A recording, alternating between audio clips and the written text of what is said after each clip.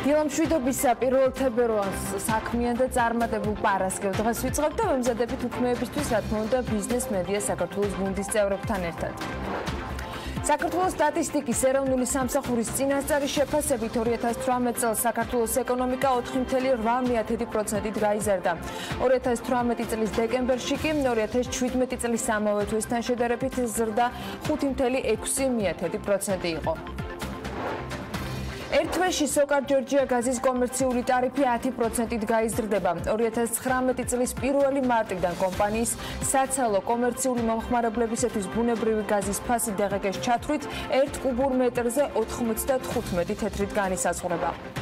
საბანკო ასოციაციის პრეზიდენტის განცხადებით 1 იანვრიდან ამოქმედებულმა საბანკო რეგულაციებმა გარკვეული პრობლემები ბაზარზე უკვე შექმნა. საქართველოს მთავრობა ირლანდიურ ლოუ-კოსტერთან რეინიერთან მოლაპარაკებებს აგრძელებს. მოლაპარაკებების მორიგი რაუნდი თებერვალშია ჩანიშნული. აეროპორტების გაერთიანების ხელმძღვანელის ინფორმაციით თბილისსა და ბათუმის საერთაშორისო აეროპორტში გაზრდილი მგზავრთნაკადის მისაღებად და სათანადო ინფრასტრუქტურის შესაქმნელად სპეციალური კვლევა ჩატარდება. პრემიერ-მინისტრი ამბობს, რომ მთავრობას იმედი აქვს, რომ 2022 წლისათვის ქვეყანაში ძირითადი ინფრასტრუქტურული პროექტების მშენებლობა დასრულდება, თუმცა ბახტაძე ამბობს იმასაც, რომ საინჟინრო თვალსაზრისით ამ პროექტების სირთულეს მათ დროულად განხორციელებაზე შესაძლოა გავლენა არ ჰქონდეს. გასული წლის ინფრასტრუქტურული პროექტების შესრულების გეგმასთან დაკავშირებით კი მაია ცხიტიშვილი ამბობს, რომ უწყებას კორექტირებული ბიუჯეტი 105%-ით, თავდაპირველი პარამეტრის მიხედვით კი 91%-იანი შესრულებით აჩვენა, რაც ამ მასშტაბის და ასეთი სირთულის პროექტებთან მიმართებაში ცუდი მაჩვენებელი არ არის. სოფლის მხარდაჭერის პროგრამის ბიუჯეტი კი გაორმაგდება და უკვე მიმდინარე წელს 20 მილიონის ნაცვლად სხვადასხვა მცირე მასშტაბის პროექტზე ჯამში 40 მილიონი ლარი დაიხარჯება. კორეასა და საქართველოს შორის ეკონომიკური განვითარებისა და თანამშრომლობის ფონდიდან სესხების გამოყოფის შესახებ შეთანხმებას ხელი მოეწერა. ამ შეთანხმებით კორეის ეკონომიკური განვითარებისა და თანამშრომლობის ფონდიდან საქართველოსთვის სესხების გამოყოფის ძირითადი პრინციპები განისაზღვრება.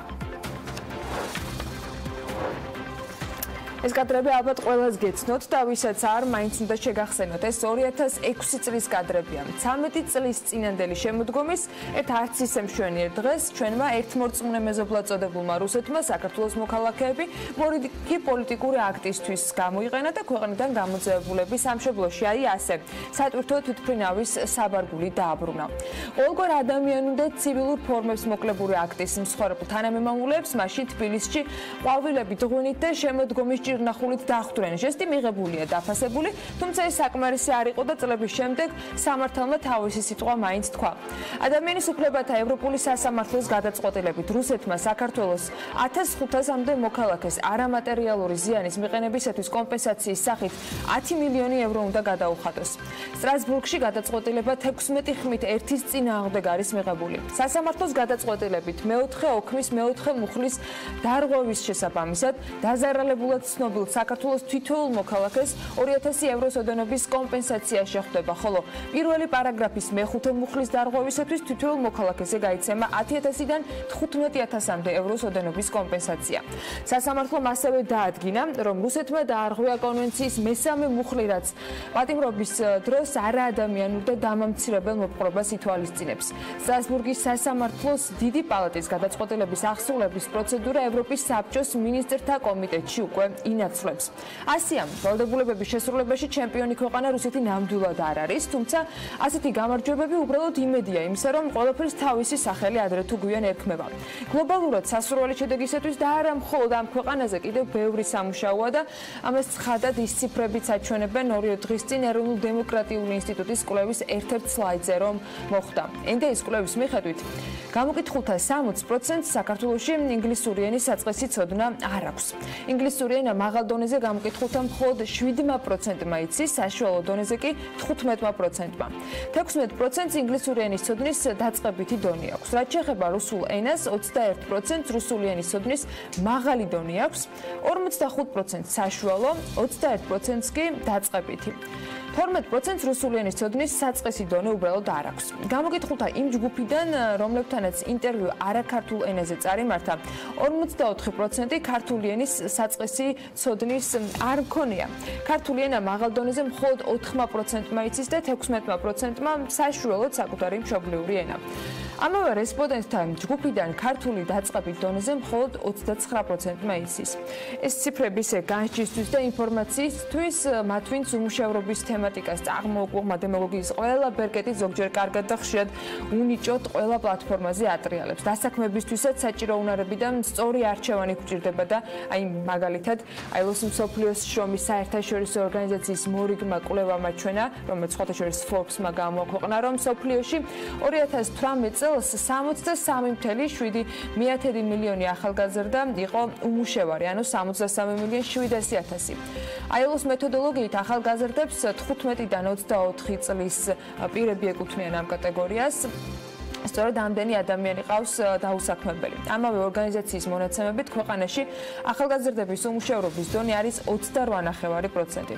მოკლედ ამ სტატისტიკით და რეიტინგებით ახალგაზრდებში უმუშევრობის მაჩვენებელი შემცირების ტენდენციით ხასიათდება და ბოლო 10 წლის განმავლობაში ზრდა იყო მხოლოდ ერთხელ, ეს 2013-ში დაფიქსირდა. რომ შევადაროთ, 2009 წელს 15-24 წლის პირების უმუშევრობის მაჩვენებელი იყო 38.1%. 2019-ში კი ის შრომის საერთაშორისო ორგანიზაციის პროგნოზით 28.1%-მდე უნდა შემცირდეს. 2020-ში უკვე 27.8% უნდა განისაზღვროს. შრომის საერთაშორისო ორგანიზაციის დეფინიციით უმუშევრად ითვლება პირი, რომელმაც მიაღწია სამუშაო ასაკს. ახორციელებს აქტივობას, რათა დასაქმდეს, ეძებს სამსახურს და მზად არის მუშაობის დასაწყებად. უმუშევრობის დონე კი გამოითვლება უმუშევართა პროცენტული წილით ეკონომიკურად აქტიურ მოსახლეობაში. მოკლედ, აილოს მონაცემებით საქართველო აღმოსავლეთ ევროპის და ცენტრალური აზიის რეგიონებს მიეკუთვნება და ამ რეგიონში მსოფლიოს 50 ქვეყანა შედის. აქედან ახალგაზრდების უმუშევრობის დონით საქართველო მხოლოდ 9 ქვეყანას უსწრებს.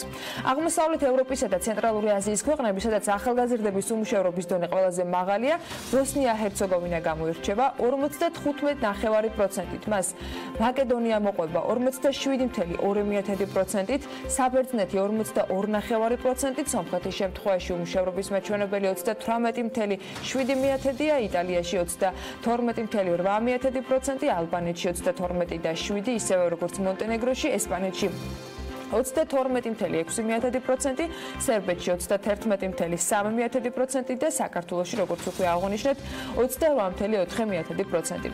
მონაცემი საქართველოს სტატისტიკის ეროვნული სამსახურიდან და დასაქმებაზე უმუშევრობასთან დაკავშირებით ცოტა ხანში ალბათ გადაიხედება კიდეც. მიზეზი უმუშევრობის დათვლის მეთოდოლოგია. დღეს საქართველოში უმუშევრობის სტატისტიკა 1982 წლის შემუშავებული მეთოდოლოგიით ითვლება. 1982 წლის. არსებული მეთოდოლოგიით ქვეყანაში უმუშევრობის მაჩვენებელი არის 13.9%, თუმცა სინამდვილეში ეს რიცხვი რეალური მაჩვენებისგან ბევრად არის აცდენილი და რა თქმა უნდა უფრო პოზიტიურად არის წარმოჩენილი. საქსტატის მიხედვით საქართველოში უმუშევრობის მაჩვენებელი ქალაქის და სოფლის ჭრილში ნამდვილად განსხვავებულია. ქალაქებში მაგალითად უმუშევრობა არის 22.8%, სოფლად კი ეს მაჩვენებელი მხოლოდ 5.1%-ია. ეს კი იმით არის გამოწვეული, რომ არსებული კრიტერიუმებით სოფლად მცხოვრები ადამიანები იმის და მიუხედავად აქვთ თუ არა შემოსავალი, დასაქმებულებად ითვლებიან. მათი რაოდენობა დაახლოებით არის 700.000. სწორედ შრომის საერთაშორისო ორგანიზაციამ 2017 წელს მიიღო დასაქმების სტატისტიკის აღრიცხვის განახლებული მეთოდოლოგია, რომელიც თვით დასაქმებულებს ავტომატურად დასაქმებულად აღარ აღრიცხავს. 20-მდე ქვეყანა უკვე გადაერთო ამ ახალი მეთოდოლოგიის სტატისტიკის წარმოებაზე, 2020 წლიდან კი მათ რიცხვს შეუერთდება საქართველოც. ამასთან დაკავშირებით აილოს ორგანიზებით კონფერენციაც გაიმართა სულ რაღაც 2-3 დღის წინ და საქსტატის დირექტორმა გოგიტა თოდრაძემ იქ განაცხადა, რომ 2019 წლის განმავლობაში საქართველო ჩაატარებს კვლევას, რომელსაც სავარაუდოდ მომდევნო წლიდან უკვე განახლებული მეთოდოლოგიით უნდა მიყვეს უმუშევრობის აღრიცხვაც. აილოს კრიტერიუმებით დასაქმებულად შეიძლება ჩაითვალოს მხოლოდ ის ადამიანი, რომელიც საკუთარ სერვისს ან პროდუქტს ბაზარს თავაზობს, ანუ საკუთარ შრომას ყიდის. ადამიანი, რომელიც საკუთარ ნაკვეთზე ყოველგვარი ანაზღაურების გარეშე მუშაობს იმისთვის, რათა მოყვანილი მოსავლით თავი გაიტანოს მოიტანოს, დასაქმებულად აღარ ჩაითვლება.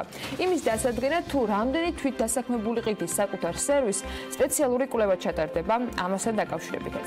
დღეს არსებული კრიტერიუმით კი დასაქმებულად ითვლება 15 წლის და უფროსი ასაკის მოქალაქე, რომელიც საანგარიშო პერიოდში ასრულებდა განსაზღვრულ სამუშაოს, ხელფასის ან სხვა რაიმე სახის ანაზღაურების მიღების მიზნით. ეს შეიძლება იყოს სხვადასხვა ნატურით ანაზღაურებაც. აგრეთვე პირი, რომელსაც აქვს სამუშაო ადგილი, მაგრამ სხვადასხვა მიზეზის გამო დროებით არის უმუშევარი. თვით დასაქმებულად კი ითვლება მესაკუთრე, რომელიც მოგების ან ოჯახის რჩენის მიზნით ფულით ან ნატურით მუშაობს.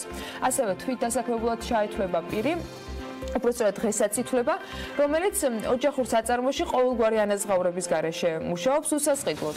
უმუშევრად კი 15 წლის და უფროსი მოქალაქეები ჩაითვლებიან, რომელსაც გამკითხვის დრომდე 7 დღის მანძილზე ანაზღაურების ან სხვა სარგებლის მიღების მიზნით არ შეუსრულებია არც ერთი საათი არანაირი სამუშაო. განახლებული კრიტერიუმები დასაქმებას განიხილავს მონეტარული გაცვლის თვალსაზრისით. თუ თქვენ ყიდით პროდუქტს ან სერვისს, თქვენ მაშინ დასაქმებული ხართ.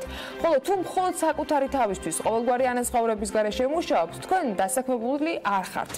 თვით დასაქმებულთა წილი დასაქმებულთა მთლიან რაოდენობაში გაცილებით მაღალია აგრარულ დასახლებებში, რადგან აქ მცხოვრებლებს აქვთ საკარგმი დამონაკვეთები, რის გამოც ისინი დღევანდელი გამოთვლებით ავტომატურად დასაქმებულებად ითვლებიან. სწორედ ამიტომ არის, რომ სოფლად უმუშევრობის მაჩვენებელი მხოლოდ 5%-ია. ქალაქებში კი მთლიან დასაქმებაში თვით დასაქმებულთა წილი სოფელთან შედარებით დაბალია და ამიტომ აქ, როგორც გითხარით, უმუშევრობის მაჩვენებელი 22.9% შეადგენს. შესაბამისად, სავარაუდოდ, თუ თვით დასაქმებულთა მნიშვნელოვან ნაწილს გამოვაკლებთ დასაქმებულთა რიგებს უკვე განახლებული მეთოდოლოგიით, უმუშევრობის მაჩვენებელი 2020 წლისათვის მნიშვნელოვნად უნდა გაიზარდოს და ამასაც მორალურად უნდა შევეგუოთ სხვა თუ არაფერი. ისევ ILO-ს რეიტინგებს რომ დავუბრუნდეთ ევროპისა და ცენტრალური აზიის ქვეყნებს შორის ახალგაზრდების უმუშევრობის დონე ყველაზე დაბალი დონით გამორჩეული ქვეყნების ჩამონათვალი ასეთ სურათს გვაძლევს. შვეიცარიაში არის 8%, ნორვეგიაში ახალგაზრდების 9.7%-ია უმუშევარი, ნიდერლანდების სამეფოში 7, ყაზახეთში 4.7, ისრაელში 6.6, ისლანდიაში 7.8, უნგრეთში 9.4, გერმანიაში 6.6%, ჩეხეთში 5.7% და ავსტრიაში 9.9%. რამე რეალისტური რიცხვები, რამდენ წელში ან როგორ შეიძლება რომ ამ ჩამონათვალში საქართველო მოხვდეს, ვერ გეტყვით, მაგრამ ადვილი გამოსაცნობია, რომ ის მონაცემი, რომელიც ეკონომიკურ ზრდას აჩვენებს, ოპტიმისტურ სურათს არავის დაუხატავს ალბათ. საქართველოს სტატისტიკის ეროვნული სამსახურის წინასწარი შეფასებით 2018 წელს საქართველოს ეკონომიკა 5%-ით ვერ 4.8%-ით გაიზარდა. 2018 წლის დეკემბერში კი 2017 დეკემბერთან შედარებით ზრდა იყო 5.6%. 4.8% შეადგინა მეორე კვარტლის საშუალო ზრდამაც. 2018 წლისათვის მთავრობა 5%-იან ეკონომიკურ ზრდას პროგნოზირებდა, მაგრამ ვერ მივაღწიეთ ამ აჩვენებლამდე. 2019 წლის პროგნოზი კი თლად 4.9%-ია. კიდევ ერთი სტატისტიკური ანგარიშის თანახმად 2018 წლის დეკემბერში 3459 ახალი საწარმოა დარეგისტრირებული, რაც 2017 წლის ამავე პერიოდთან შედარებით არის კლება 4.2%-ით. რაც შეეხება ეკონომიკური ზრდის წინასწარი შეფასებისას გამოყენებული დღეს გადამხდელ საწარმოთა ბრუნვას, მან შეადგინა 629 მილიონი ლარი. ეს კი 10.2%-ით ზრდა არის. საქსტატის ინფორმაციით 2018 წლის დეკემბერში წინა წლის შესაბამის პერიოდთან შედარებით ზრდა იყო დამამუშავებელ მრეწველობაში, მშენებლობაში, სასტუმროებსა და რესტორნებში და ასევე უძრავი ქონებით ოპერაციებისა და მომხმარებლებისათვის სხვა მომსახურების გაწევის დარგში. კლება კი დაფიქსირდა ელექტროენერგიის, აირისა და წყლის წარმოება განაწილების დარგში, ასევე ტრანსპორტის და საფინანსო საქმიანობის დარგებში. მუნიციპალური განვითარების ფონდი 55 მილიონ ლარს დევნილებისათვის ახალი საცხოვრებელი კორპუსის მშენებლობაზე დახარჯავს. პურის მწარმოებლებმა რეგიონში შესაძლოა გაზის მოხმარებაზე უარი თქვან. რუსეთში საექსპორტო ხორბლის ფასმა რეკორდულ მაჩვენებელს მიაღწია.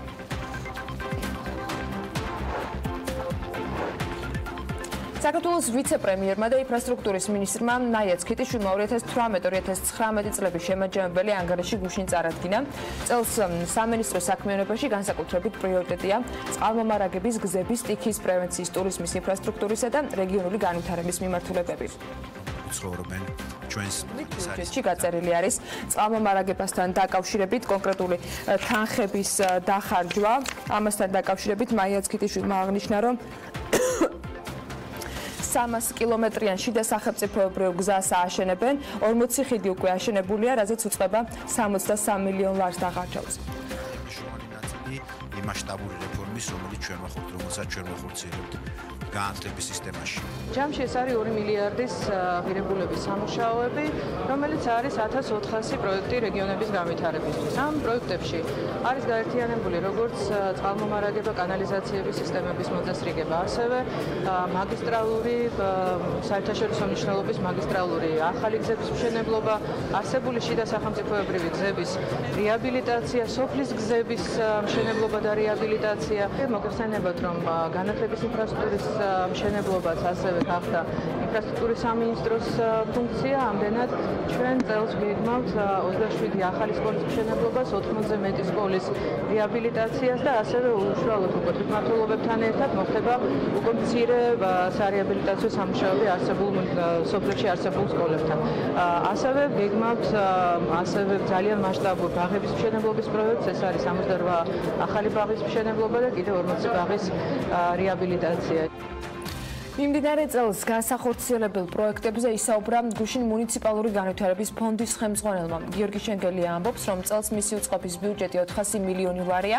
აქედან 55 მილიონი ლარი დევნილებისათვის ახალი საცხოვრებელი კორპუსის მშენებლობაზე დაიხარჯება. 25 მილიონი ლარის ინვესტირებას უწყება ბაკურიანის კურორტზე მოახდენს. ამბიციური გეგმები გვაქვს 2019 წლის განმავლობაში ბაკურიანთან დაკავშირებით. დასრულდება შემოვლითი გზა, რომელიც განმუხტავს ეკაურ საცობებს. იცით, რომ 2018 წელს დავასრულეთ ციხისჯვარი ანდეზიტის გზის მშენებლობა, ამიტომ დღეს ციხისჯვარში და ანდეზიტში უკვე მიწებზე ფასები გახუთმაგებულია, რადგან შესაძლებლობა ექნებათ, რომ დიდველის სათხილამურო ნაწილს დაუკავშირდნენ ძალიან მარტივად და ძალიან კომფორტულად. ბაკურიანში აშენდება, სადაც შემოვლითი გზა, ეს არის მელისის მხარე, ეგრეთ წოდებული იმერლების მთასთან, აშენდება დიდი პარკინგი და მუშაობთ ამავე დროს მსოფლიო ბანკთან ერთად მობილობის გეგმაზე, რომ განისაზღვროს სწორი გეგმარება მოხდეს, სად იყოს მუნიციპალური ტრანსპორტისთვის გასაჩერებელი ადგილები, როგორ მოხდეს ამ სატრანსპორტო ნაკადების მართვა სწორად და სად რა ფუნქციონალური დატვირთვა შევძინოთ ბაკურიანში.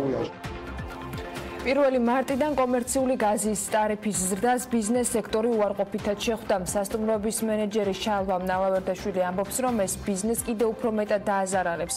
გაზრდის თუ არა გაზის ფასის მატება საბოლოო პროდუქტის ფასს, ნალავერდაშვილი ამ ეტაპზე ვერ აკონკრეტებს, თუმცა ამბობს, რომ გაზრდილი კონკურენციის პირობებში სასტუმროების ქსელს ეს გაუჭირდება.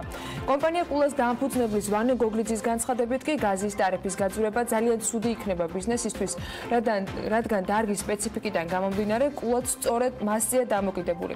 ვანე გოგლიძე მაგალითად BMG-სთან საუბრისას პროდუქციაზე ფასის მატებას არ გამორიცხავს. შეგახსენებთ, რომ 2019 წლის 1 მარტიდან შეფასე სოკარ ჯორჯია გაზის საცალო კომერციული მოხმარებისათვის ბუნებრივი გაზის ფასი 1 კუბურ მეტრზე 95 თეთრი იქნება. დაღეგეს ჩათვლით, ეს კი ტარიფის 10%-იან მატებას ნიშნავს.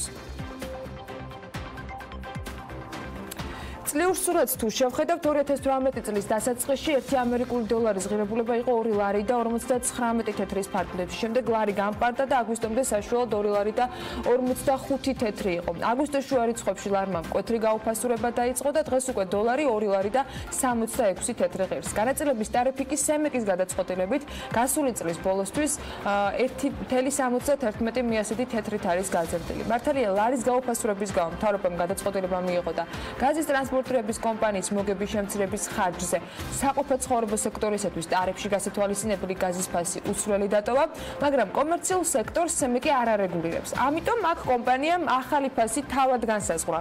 ეს გადაწყვეტილება ენერგეტიკოსებისათვის მოულოდნელი არ ყოფილა და ისინი აღნიშნავენ, რომ ტარიფის გაზრდა ბუნებრივი იყო. ეს სფერო არის დერეგულირებული სფერო, ბუნებრივია სახელმწიფო არ ღებულობს მასზე პასუხისმგებლობასა და არც აქვს უფლება რომ მათთვის შესაძლებელი ფასი თავისი ბიუჯეტიდან გადაიხადოს. თუ შარშანდელი ფასები დარეგულირებული იყო ზედმეტნაკლებად 2 და 5-ის ფარგლებში მელარისა და დოლარის კურსი მოქმედებაში, ну ზედმეტნაკლებად ეს კურსი უკვე 2 და 66-ია. აქედან გამომდინარე კომპანიებმა განსაკუთრებით გაზის შესაძლებელი ფასის კორექციასთან დაკავშირებით და დოლარისა და ლარის კრედებასთან დაკავშირებით მოახდინა კორექცია. პურის მწარმოებლებმა რეგიონებში შესაძლოა გაზის მოხმარებაზე უარი თქვან.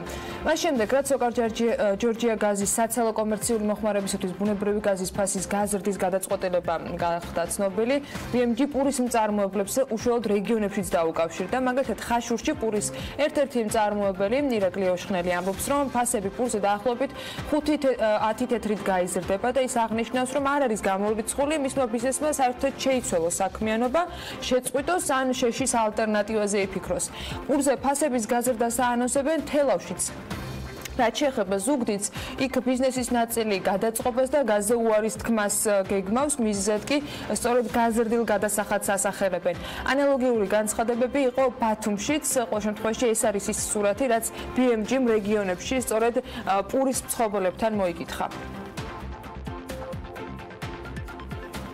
ამასობაში რუსეთში საექსპორტო ხორბლის ფასმა რეკორდულ მაჩვენებელს მიაღწია. საექსპორტო ხორბლის ფასი 2-დან 7 დოლარამდე გაიზარდა. შესაბამისად, 1 ტონა ხორბლის საექსპორტო ფასი დღის მდგომარეობით არის 244-დან 247.9 დოლარამდე, რაც 2014 წლის რეკორდულ მაჩვენებელს უტოლდება.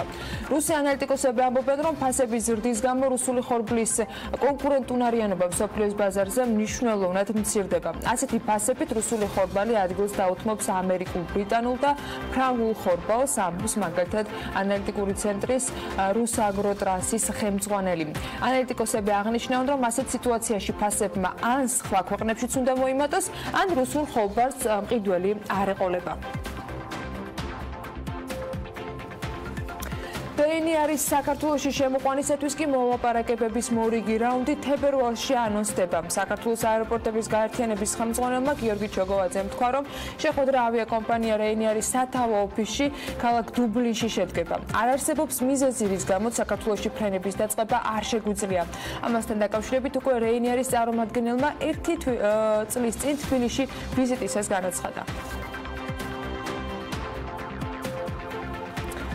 და გადავფრინდეთ კახეთისაკენ. თელავის ისტორიულ მუზეუმს რეაბილიტაციის შემდეგ დამთვალიერებების გაცილებით დიდი ნაკადი სტუმრობს. სპექტრის ინფორმაციით მუზეუმის დირექტორის გურამ ურჩუხიშვილის განმარტებით კომპლექს რეაბილიტაციამდე ზამთრის სეზონზე ვიზიტორი თითქმის არ ჰყავდა.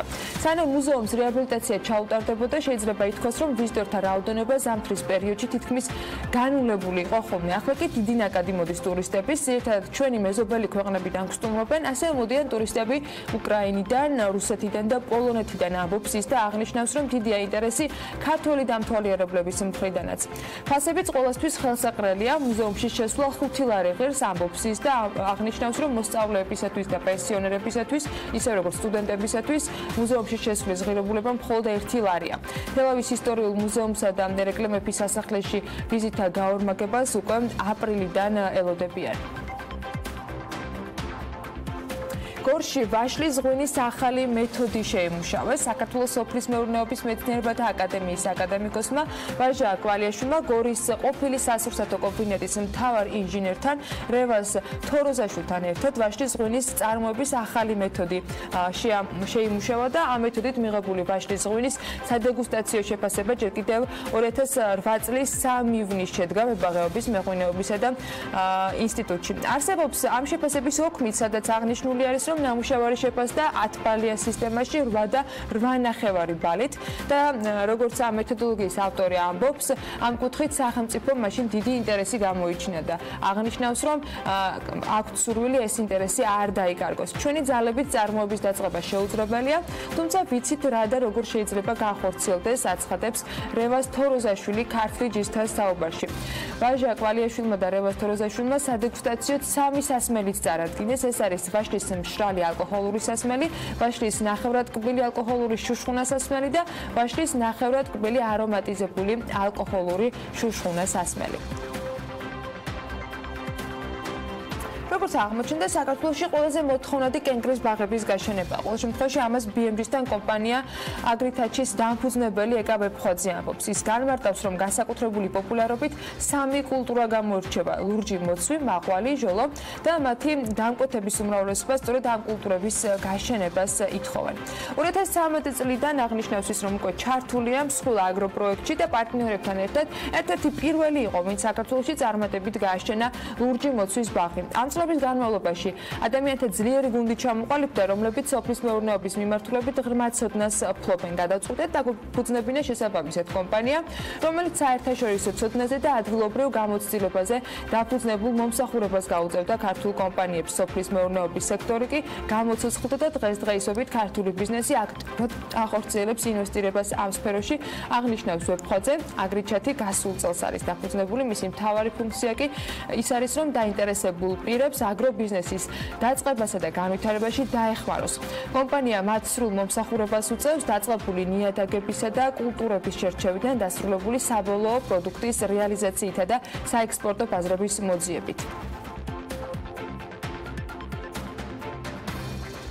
ახლა ბიზნეს სიახლეებიდან საკმაოდ პრობლემატურ თემაზე უნდა გადავიდეთ. თბილისში მტკეთევანწამებულის გამზირზე მდებარე საცხოვრებელ კორპუსში გუშინ CO-ს გაჟონვის შედეგად კიდევ 7 ადამიანი გარდაიცვალა. დღეს დღეს დგაში განაცხადეს, რომ მათ 2018 წლის მარტში ბუნებრივი გაზის მიწოდება კუსტარულად დამონტაჟებული გამათბობლის გამო ჩაუჭრეს ამ აბონენტებს, თუმცა როგორც აღმოჩნდა, ტრაგედიის თავიდან ასაცილებლად ეს საკმარისი არ იყო. სამწუხაროდ ეს არ იყო პირველი ტრაგედია, რომელიც ბოლო პერიოდის განმავლობაში თბილისში მოხდა. თათია ჩაფიჩაძე უნდა შემოგვიერთდეს ახლა თემაზე სასაუბროდ. თათია, დილა მშვიდობისა და გისმენთ. დილა მშვიდობის, საკმაოდ მძიმედ დაიწყო ამ მხრივ 2019 წელი. ერთი თვის განმავლობაში გაზით გარდაცვალების უკვე 11 შემთხვევა დაფიქსირდა. 1 იანვრიდან 31 იანვრის ჩათვლით კი მოწამვლის 73 ფაქტი გამოვლინდა. ესა ოფიციალური სტატისტიკა, რომელიც BMG-მ ყასტრანსგას თბილისისგან მიიღო. ტრაგედიების სერია წელს შეიძლება ითქვას, რომ დიდ დიღომში მომხდარი აფეთქებით დაიწყო, რომელსაც 4 ადამიანის სიცოცხლე ემსხვერპლა, მათ შორის ერთ-ერთი ბავშვია. რაც შეეხება დაშავებულებს, მომხდარის გამო 8 პირი დაშავდა. კიდევ ერთი ტრაგედია, რომელიც თბილისში 21 იანვარს დატრიალდა, 2 მამაკაცის სიცოცხლე ემსხვერპლა, გაზის გაჟონვა ამჯერად გამათბობელმა გამოიწვია. 9 წლის ბავშვი მოიწამლა გაზით რუსთავში და ამ შემთხვევაშიც ინტოქსიკაციის გამომწვევ მიზეზად წყლის გამათბობელი დასახელდა. ბოლო ერთი თვის განმავლობაში გაზის გაჟონვის შემთხვევები დაფიქსირდა თბილისის სხვადასხვა უბნებში მდებარე სხვადასხვა საცხოვრებელ კომპლექსებში და სახლებში, მათ შორის ბოლო იყო გუშინ პეკინის გამზირზე. ასევე გუშინ გარდაიცვალა 7 ადამიანი, როგორც უკვე აღინიშნა. რაც შეეხება გასულ წლებს, ბოლო 3 წლის განმავლობაში გაზით 86 ადამიანი გარდაიცვალა, 285 კი მოიწამლა. კერძოდ 2018 წელს თბილისში CO2 მოწამვლისას 98 და გარდაცვალების 27 ფაქტი დაფიქსირდა, 30 გარდაცვალების ფაქტი იყო 2017-ში, რაც შეეხება მოწამვლას, CO2 სულ 62 პირი მოიწამლა, რაც იმას ნიშნავს, რომ ეს უფრო ნაკლებია, ვიდრე 2019 წლის ერთი თვის მონაცემები. ყასტრანსგას თბილისის მიერ მოწოდებული სტატისტიკის თანახმად 29 ადამიანი გარდაიცვალა გაზის გაჟონვის შედეგად 2016 წელს და 125 მოწამვლის ფაქტი გამოვლინდა.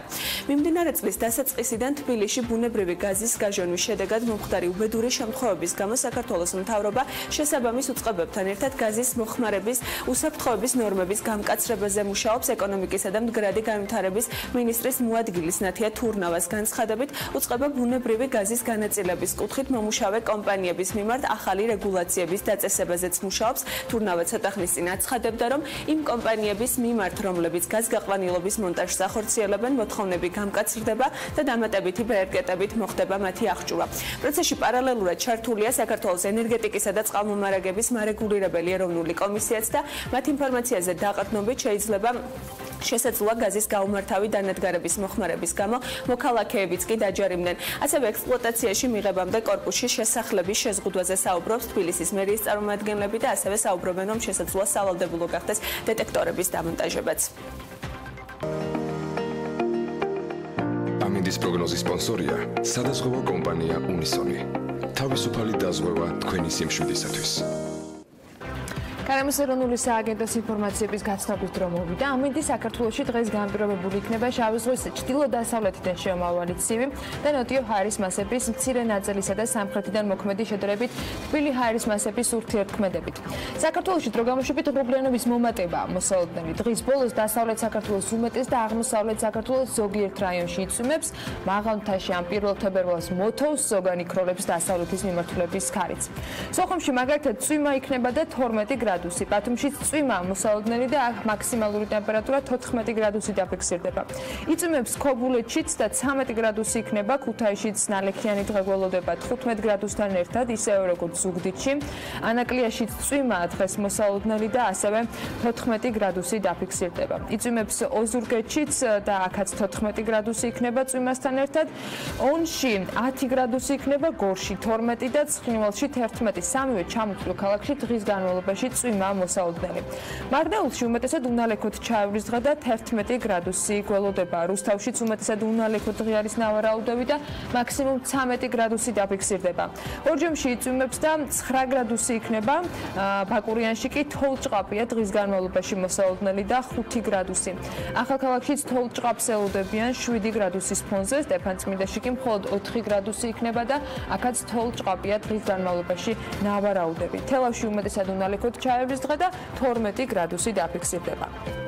დედაქალაქს რაც შეეხება დრო გამოშვებით ღრუბლიანობა მოიმატებს თბილისში, მაგრამ უმეტესად უნალექოთ ჩაევრის დღე და იქროლებს მხოლოდ დასავლეთის მიმართულების ქარი. მაღალმთიან ქალაქებთან შედარებით თბილისში ნამდვილად სიმშრალეა, მაქსიმალური ტემპერატურა კი 11 გრადუსი იქნება.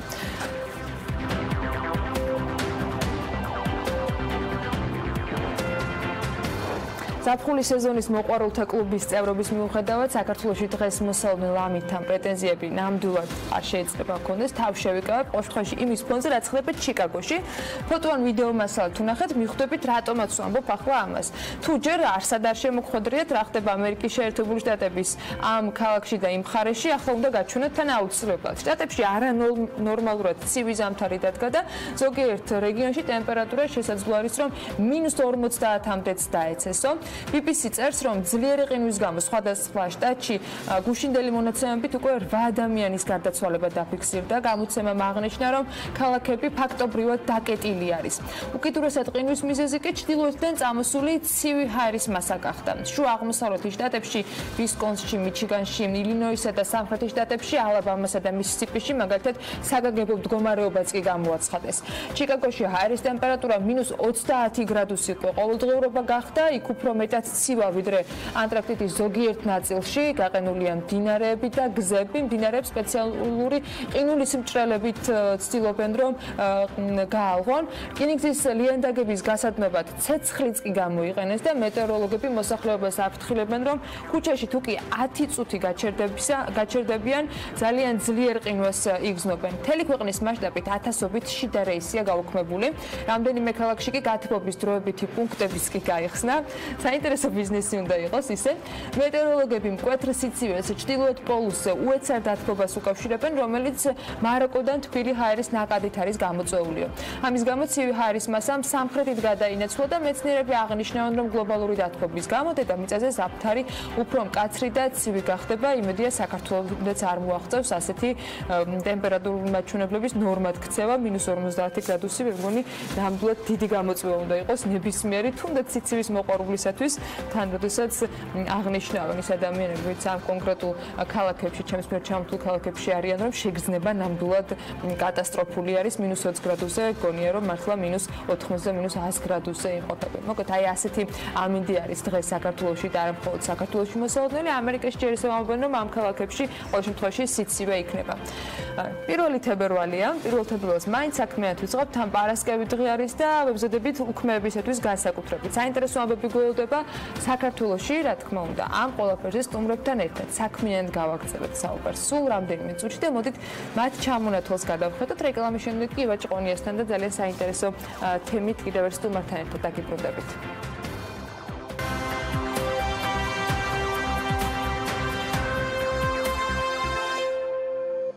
1 თებერვალს დილას საქმიანად იწყებენ ივაჭყონია, მაგდა მაღრაძე, არჩილ კალანდია, ქეთალომიძე ქეთი ებანოიძე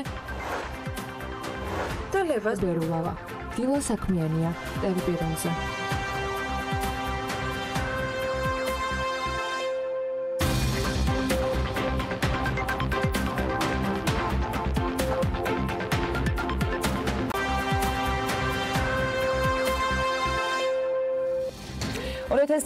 წლის 1 მარტიდან საქართველოში საქონლის ეტიკეტირების ახალი წესი უნდა ამოქმედდეს. სახელმწიფო დააჯარიმებს ყველა ბიზნეს ოპერატორს, რომელიც ამ წესს არ დააკმაყოფილებს.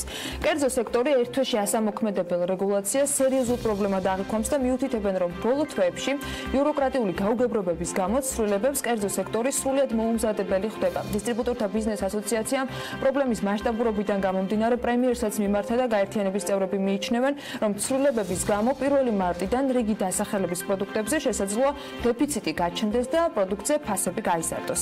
ბიუროკრატიაში ჩაკარგულ ცარიელი დახლების რისკების მიზეზებს ელენე გოგბერაშვილი არკოდა და მოდით ვიდრე სტუმრებს უმასპინძლებთ მისი სიუჟეტი ვნახოთ. ვიმსჯელებთ იმით, რომ ბიზნესისთვის ეს არის დამატებითი ხარჯი და ასეულობით 1000, რომელიც უნდა გაიღოს მიმდინარე წელს, გარკვეულწილად, რა თქმა უნდა, შეიძლება რომ აისახოს ეს იმ ფასზე, რა ფასითაც ახდენ და აქამდე რეალიზებას. სავაჭრო ობიექტების დაცარიელება და პროდუქციაზე ფასების ზრდა შესაძლოა ეტიკეტირების იმ წესის ცვლილებამ გამოიწვიოს, რომელიც ძალაში 1 მარტიდან შევა. ბიზნესისთვის იცვლება პროდუქციის ეტიკეტზე დასატანი ინფორმაცია, შრიფტის ზომა, შენახვის ვადის ტერმინი და ასე შემდეგ.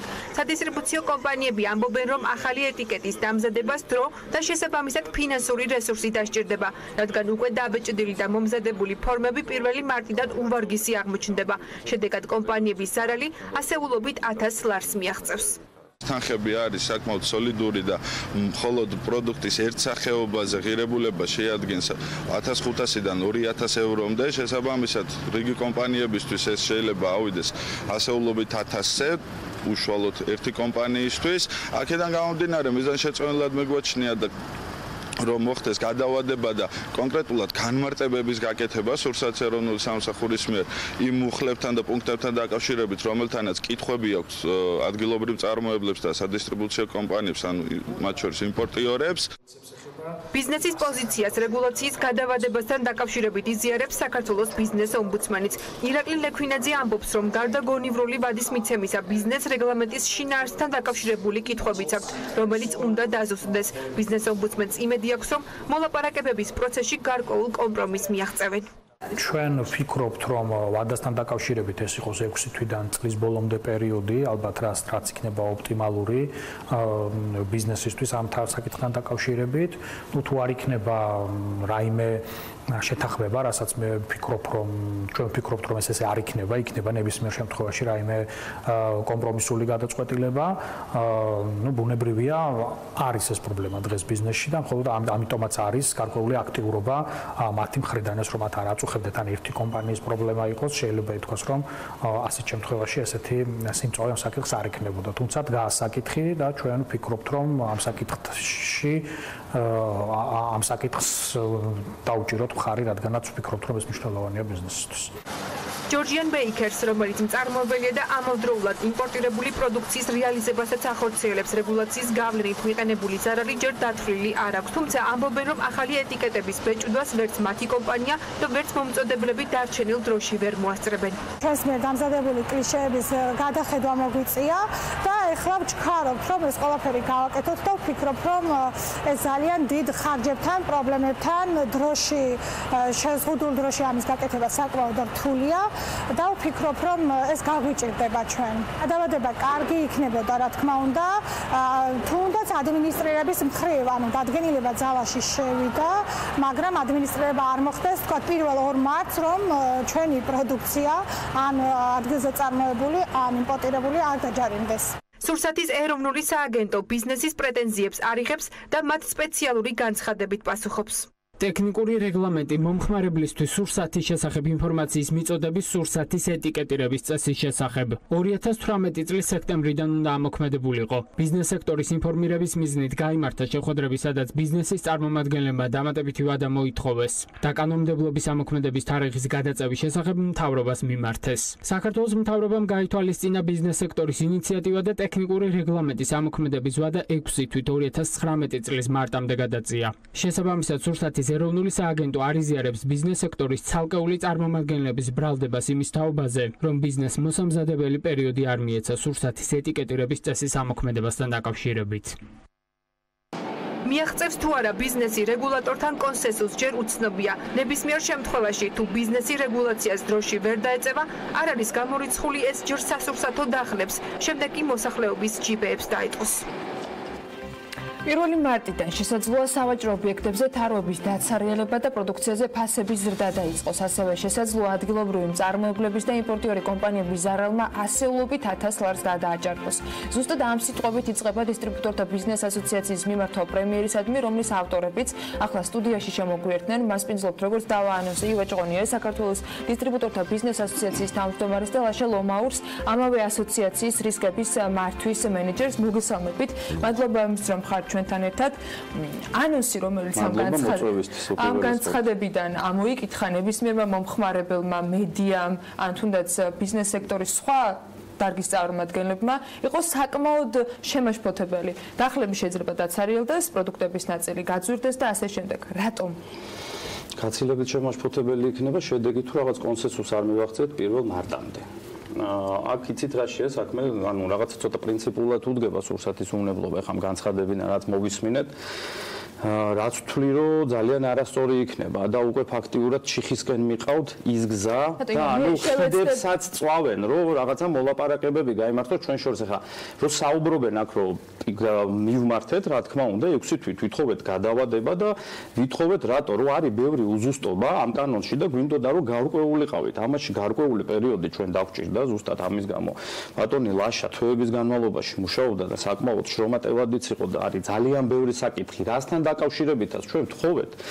და ზუსტად ამიტომ დისტრიბუტორთა ბიზნეს ასოციაციის ორგანიზებით და რა თქმა უნდა ბატონი ირაკლის ხარდაჭერით საქართველოს ბიზნეს ომბუდსმენის, რომელიც არაერთხელ დაგვიდგა გვერდში და რეალურად ძალიან ბევრი პრობლემებისგან გვიხსნა ჩვენი სექტორი, გაიმართა შეხვედრა. სადაც განხილული იყო რიგი საკითხები, სადაც იყო ძალიან ბევრი გაურკვევლობა და აქ თავად იცით რა არის. ნოემბერში შევიდა ნომერი 519 დადგენილებით ცვლილება ეტიკეტირებასთან დაკავშირებთან. ნახეთ, თქვენ რეალურად ამ განცხადების იმ ნაწილს, რომელიც სურსათის ეროვნულმა სააგენტომ ჩვენ ამ შემთხვევაში ჩვენ პასუხად მოგვაწოდა და კომენტარი მათგან ვერ მივიღეთ, სექტემბრიდან ნამდვილად მოხდა გადავადება 6 თვით რეალურად, მაგრამ ამ გადავადების პროცესში, როცა თქვენ ერთ დოკუმენტზე მუშაობდით, კიდევ ცვლილება შევიდა? დოკუმენტზე კი არ მუშაობდით, უბრალოდ მუშაობდით იმ კანონპროექტზე, სადაც ცვლილებები იყო შესული, ანუ ნებისმიერი პროდუქცია ხა დაღლზე რო გავიდეთ, ისედაც ეტიკეტი არ ტყია ყველას, ხო, ქართული ეს უკვე წლების წინ შემოვიდა, უბრალოდ იქ იყო რიგი რეგულაციები, ანუ რომელიც მოდი იმასაც ვიტყვი რა, რომ ეს არის ფაქტურად copy-paste-ით გადმოტანილი და რიგ შემთხვევაში შინაარს ჩაღრმავებულიც არ არის და ფაქტიურად შემდეგ ინსპექტორი, რომელიც გავა შესამოწმებლად, ქოთნის ორი ყურის პრინციპით შეუძლია იხელმძღვანელოს, ან დააჯარიმოს, ან არ დააჯარიმოს, რაზეც სრულიად აბსურდული პასუხები მიიღეს, სამწუხაროდ მე იმ შეხვედრას ვერ ვესწრებოდი, იმიტომ რომ არ ვიყავი ქვეყანაში,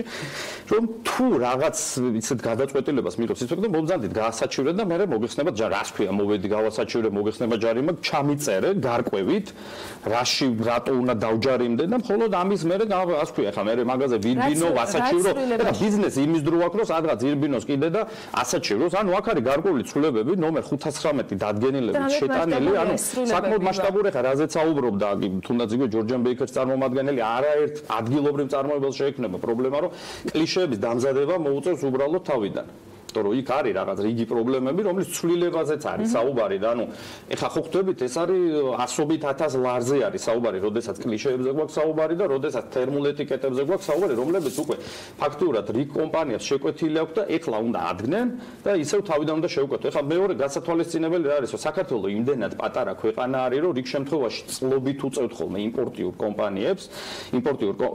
კომპანიებს, რომ დაარწმუნონ მომწოდებელი, რომ ქართულად თავად იყოს წარწერა დატანილი Z პროდუქციაზე და არ მოუწიოთ დასტიკერება, იმიტომ რომ თითოეული პროდუქციის დასტიკერება მინიმუმ 2 თეთრიდან იწყება, თვითონ თერმული ეტიკეტიდან, რა თქმა უნდა, შემდეგ უკვე იზრდება ამის ფასი, შეიძლება იყოს 5, 10, 15 თეთრიც. გარდა ამისა, იქ ხო სხვა თანხებზეც არის საუბარი, ანუ შრომებს თითოეულს ხო უნდა დააკვრა. ანუ ცალკე კიდე ხელფასი, ანუ ნახეთ, პროდუქცია, რომელიც ღირს პირობით არა, მარტივად დაუთვლი იქ, ვინც ამ კანონზე მუშაობს, რომ იცოდნენ რასთან აქვს ზოგადად შეხება, რომ რა პირობითად პროდუქტი თუ ღირს ლარი, თერმული ეტიკეტი თუ ღირს, თქვათ, 5 თეთრი აღარ მაქვს საუბარი, რომ იმის დაკვრაც რაღაცა ხო დაждდება, თქვა, პირობითად 1 თეთრი, 6%-ით ზვირდება პროდუქტის ღირებულება. თქვენ ახლა წარმოდგენილი გაქვთ რა მასშტაბებზეა საუბარი და ხვალდაზე რო წავა საუბარი, პროდუქცია, ანუ რატო გაძვირდა, როგორ გაძვირდა, გამოგძანდენ ბატონო და აგონ მერე პასუხი იმ ხალხის წინაშე, ისედაც რომელსაც საკმაოდ სერიოზული პრობლემები აქვს და განსაკუთრებით ახლა მე ამას გულის ტკივილით იმიტომ საუბრობ, რომ ჩვენ სექტორს ძალიან სერიოზული პრობლემები აქვს და არაერთხელ გვისაუბრია, რომ თუნდაც იგივე რიტეილ სექტორთან ურთიერთობაში არის რაღაც რიგი პრობლემები და ყოველწლიურად უფრო აბალურად გვიჭერს. თქვენ აღნიშნავთ, რომ სექტემბრის შემდეგ იყო მუშაობა, საკმაოდ დიდი სამუშაო გაწევა. მოდი ისე ვიქნებდივართ, კომუნიკაცია იყო, რაც ხარ ვიღაცა დაჯდა იქ ნოემბერში რაღაცა დაწერა, შემდეგ მთავრობას გაუგზავნა, რომ გადაწყვეტილება მიიღოთ, რომლის საქმის კურსშიც არ ჩაგვაყენა. ესე იგი რა უნდა ქნას, როდესაც გადაწყვეტილებას იღებს ადამიანი, რომელიც არის სახელმწიფო მოხელე ჩინოვნიკი და მინდა რომ გაიგონ, რომ მაგათ ხელფასებს უხდით ჩვენ. თუ ამდენი ცოდნა ვიღაცას არ ყოფნის, იმის მაგივრად რომ განათლების სამინისტრო მოხსნა უნარები და ასე შემდეგ გამოსტები უნდა დაამატონ, რომ ადამიანი სანამ სახელმწიფო სამსახურში წავა, იმდენი გონება იყოს, რომ ჩვენს მიერ გადახდილ გადასახადებზე დგას სახელმწიფო და იღებენ ხელფასებს. და პირველ რიგში სანამ რაღაც გადაწყვეტილებას მიიღებენ, რომელიც მავნებელი იქნება ბიზნესისთვის დააზიანებს და ქვეყანა ზიანს მოუტანს, იმიტომ რომ პროდუქციის ღირებულება გაიზრდება იმ დროს, როდესაც ქვეყანაში კიდე გარკვეული ეკონომიკური პრობლემები არის, გაათვიცნობიან, რომ რა ნაბიჯდგავენ. გადაწყვეტილება სანამ მიიღებდნენ და სანამ მთავრობას გადაუგზავნებდნენ ხელმოსაწერად კეთილი ენებად და როდესაც მივმართეთ ჩვენ სექტემბრიდან რომ გადაევადებინათ 6 თვით, ჩვენ ჩავეყენებინათ საქმის კურსში, რომ აი ამ ცვლილებას ვაპირებთ. მით უმეტეს, როდესაც მათთვის ფუფუნება და არსებობს ასოციაცია, სადაც ათობით კომპანია ვართ გაერთიანებული და ძირითადი მოთამაშეები ბაზარზე, რომელსაც უცებ გავავრცელებდით და ანუ ვეთყოდით, რომ ან თუ ამ ცვლილებას აპირებთ, მოდი კიდე 6 თვით ან 1 წლით გადავწიოთ, ან მოდი ეს ცვლილება არ შევიტანოთ, იმიტომ რომ ჩვენ უკვე მომზადებულები ვართ. რაც ქვია ეხა ეს ფარულად რაღაცა თავისთვის დაждდენ, დაწერეს და ეხა ესე იგი ეს ფაქტურა დრო თვითონ მოიგეს, ესე გამოდის, მოდი ეგ ლოგიკურად გეკითხებით რა, მე მივმართე, ცვლილება შევიტანოთ, ანუ ცვლილება კი არ შევიტანოთ, გადავავადოთ და ამ დროს ნოემბერში შედის რაღაც გარკვეული ცვლილებები, რომლის საქმის კურსში არ ვარ და წარმოადგინონ ერთი დოკუმენტი მაინც, რომ ან გამომიგზავნეს, ან დაგვიძახს ასე შემდეგ. ისე ჩვენ თხოვეთ წლის ბოლოს დეკემბერში თხოვეთ შეხვედრა, დეკემბერში გვინდოდა შეხვედრა, იმიტომ რომ რიგი გაურკვევლობები იყო, ეხლა უბრალოდ ეთერი არ ეყოფა, დამერწმუნეთ 1 საათიც არ იქნება საკმარისი. რო ჩავყვეთ იმ პრობლემებზე საუბარს, ანუ რა გაურკვევლობებიც არის აქ მოტანილი. ნუ აი ყველაზე მარტივ მაგალითს მოგიყვანთ, რომ ტარხუნის ლიმონათი დახლზე რო იდება, ტარხუნა არ უნდა ეხათოს, ცხლის ლიმონათი რო იდება, ლინის ლიმონათი, თუ რეალურად არ შეიცავს, ესე იგი და თუ კონცენტრატი არის, ესე იგი გამოდის, რომ ვატყუებთ მომხმარებას და არ არის რომ ან ჩიპსი ავიღოთ, რომელსაც თქვა ბეკონის დანამატი აქვს, ან ასე შემდეგ ყველი. ანუ არ უნდა კონდეს, ანუ სახე არ უნდა კონდეს და მაშინ დავდოთ და რაღაც შავ ბნელ სერფერებში პროდუქცია იდოს გაურკვევლად რა იყიდება. ვაშა გამოიწვევს თორე იმას, რომ მათ შორის ისეთ საქონელი, რომელიც საქართველოში არ არის ზოგადად შეფუთული, შეიძლება მთლიანად გადასაფუთი გახდეს და მინდა აქვე კითხოთ, რა ცვლილება შევიდა, ანუ რა იყო ის დანამატი, რომელმაც კიდევ დამატებით ახალი თქვა მოთხოვნები გააჩინა. მივესალმებით თქვენს ტელემაყურებელს. ივამ აღნიშნა, მე უშუალოდ მომიწია ამ საკითხზე მუშაობა. მქონდა შეხვედრები როგორც დისტრიბუტორთა ბიზნეს ასოციაციაში გაწევრიანებულ კომპანიებთან, ასევე რამოდენიმეჯერ ვიყავი ფასიან კონსულტაციაზე ეროვნულ სააგენტოში, სურსათის ეროვნულ სააგენტოში. ფასიანი კონსულტაცია ბიზნესისთვის. ასევე გახლდით ჰოლიდეინში გამართულ ზემოთ აღნიშნულ საკონსულტაციო კონსულტაციო შეხვედრაზე და იქ რიგმა პრობლემებმა და გაურკვევლმა საკითხებმა იჩინა თავი და მე მინდა იქ ყველაზე ეს ჩემი გადმოსახედიდან ყველაზე მნიშვნელოვან პრობლემებს გაუსვა ხაზი. ორი სიტყვით დებულების შესახებ 301 დებულება ზოგადად შინაარსობრივად ძალიან რთულია, ამას თვითონაც იძახიან. პირდაპირ არის ივამ ახსენა დაკოპირებული ევროპული სტანდარტები და არაფერი იცვლილება ან მორგებული საქართველოს ბაზრისთვის არ არის. ევროპაშიც კი ჩვენზე ბევრად განვითარებულ ქვეყნებში სადაც თვითონ არიან ამ საერთაშორისო ბრენდების წარმოებლები, რომლის იმპორტსაც ჩვენ ვაკეთებთ და თვითონ ბეჭდავენ ამ კლიშეებს, ქონდათ 2 წლიანი გარდამავალი პერიოდი. მინიმუმ მე რაც მახსოვს, მათ შორის ჩვენც ქონდა 2 წლიანი გარდამავალი პერიოდი. ხო, ისე მეთქვა რა, თქვენ გაფრთხილებულიყოთ ბევრად არის. კი ბატონო, 2 წლიანი, თუმცა აი ეს არის ძალიან გასათვალისწინებელი მომენტი, ჩვენი მოთხოვნით, ბიზნეს სექტორის მოთხოვნით გადავად და 1 სექტემბერს გასული წლის 1 სექტემბერს შესატანი დებულება, ცვლილებები კი არა და მთლიანად დებულება 301 დებულება უნდა შევიდეს ამ წლის 1 მარტს, მაგრამ ივამ კარგად აღნიშნა ამ პერიოდში, სადაც ჩვენ მოვითხოვეთ და მოგვიწია წერილების წერა, ამ პერიოდში მათ გააკეთეს კიდე ცვლილებები. ცვლილება გააკეთა სურსათის შესახებ სავალდებულო ინფორმაციის წარდგენაში, ხაზგასმით. ეს არის ძირითადი დიახ, რაზეც არის მთლიანად აწყობილი ეტიკეტი იქნება ეს თუ კლიშე. ვადებთან დაკავშირებით ესეთი პუნქტია, შევიდა ცვლილება, ეს აბსოლუტურად ცვლის ტექსტობრივად აბსოლუტურად ცვლის კლიშე იქნება ეს თუ დაბეჭდილი ეტიკეტი. ამას რა პრობლემა მოყვება ივამ უკვე ისაუბრა ამასთან დაკავშირებით, იმიტომ რომ ურთულესი მოლაპარაკებები ჩემი ინფორმაციით რაც აწარმოებს ჩვენ ბიზნეს დისტრიბუტორთა ასოციაციაში გაწევრიანებულ კომპანიებმა ფაქტიურად სულტყუილად ჩატარებული სამუშაოებია, თუ კი მათ დადებითი პასუხი მიიღეს კომპანიებისგან, იმიტომ რომ ძალიან რთული აქ არ არის საუბარი მარტო საქართველოს პარტიაზე. საერთაშორისო კომპანიებმა, რომლებიც სოფლიოს მასშტაბით ყიდიან საერთაშორისო ბრენდებს, მთლიანად უნდა შეცვალონ შესაფუთი მასალები, რაც არის კოლოსალურ თანხებთან დაკავშირებული. დროსთან მარაგებთან ასევე. ოქტომბრის თვიდან და რიგი კომპანიები დიდი ხნის განმავლობაში დებულების მიხედვით ცდილობდნენ და ათანხმებდნენ პარტნიორებთან და მათ შორის ადგილობრივად ბეჭდავდნენ და როცა მათ ეგონათ რომ ეს იყო საბოლოო სახე და ამ ყველაფერზე მიაღწიეს შეთანხმებას პარტნიორებთან თუ დაბეჭდეს მარაგები, დღეს აღმოჩნდა რომ უბრალოდ ეს მასალები, შესაფუთი მასალები გამოუსადეგარია და ეს ხარჯები ტყუილად არის აბსოლუტურად გაწეული. აქ არ არის პატარა თანხებზე საუბარი, აქ არის ძალიან დიდი თანხებზე საუბარი. ჩვენ როდესაც ეს საკითხი დავაყენეთ შეხვედრაზე, ზემოთ ხსენებულ საკონსულტაციო შეხვედრაზე, რომელიც ეხლა ხანს გაიმართა, პასუხად მივიღეთ, რომ ეს პრობლემები უნდა მოაგვაროს თვითონ ბიზნეს ოპერატორებმა.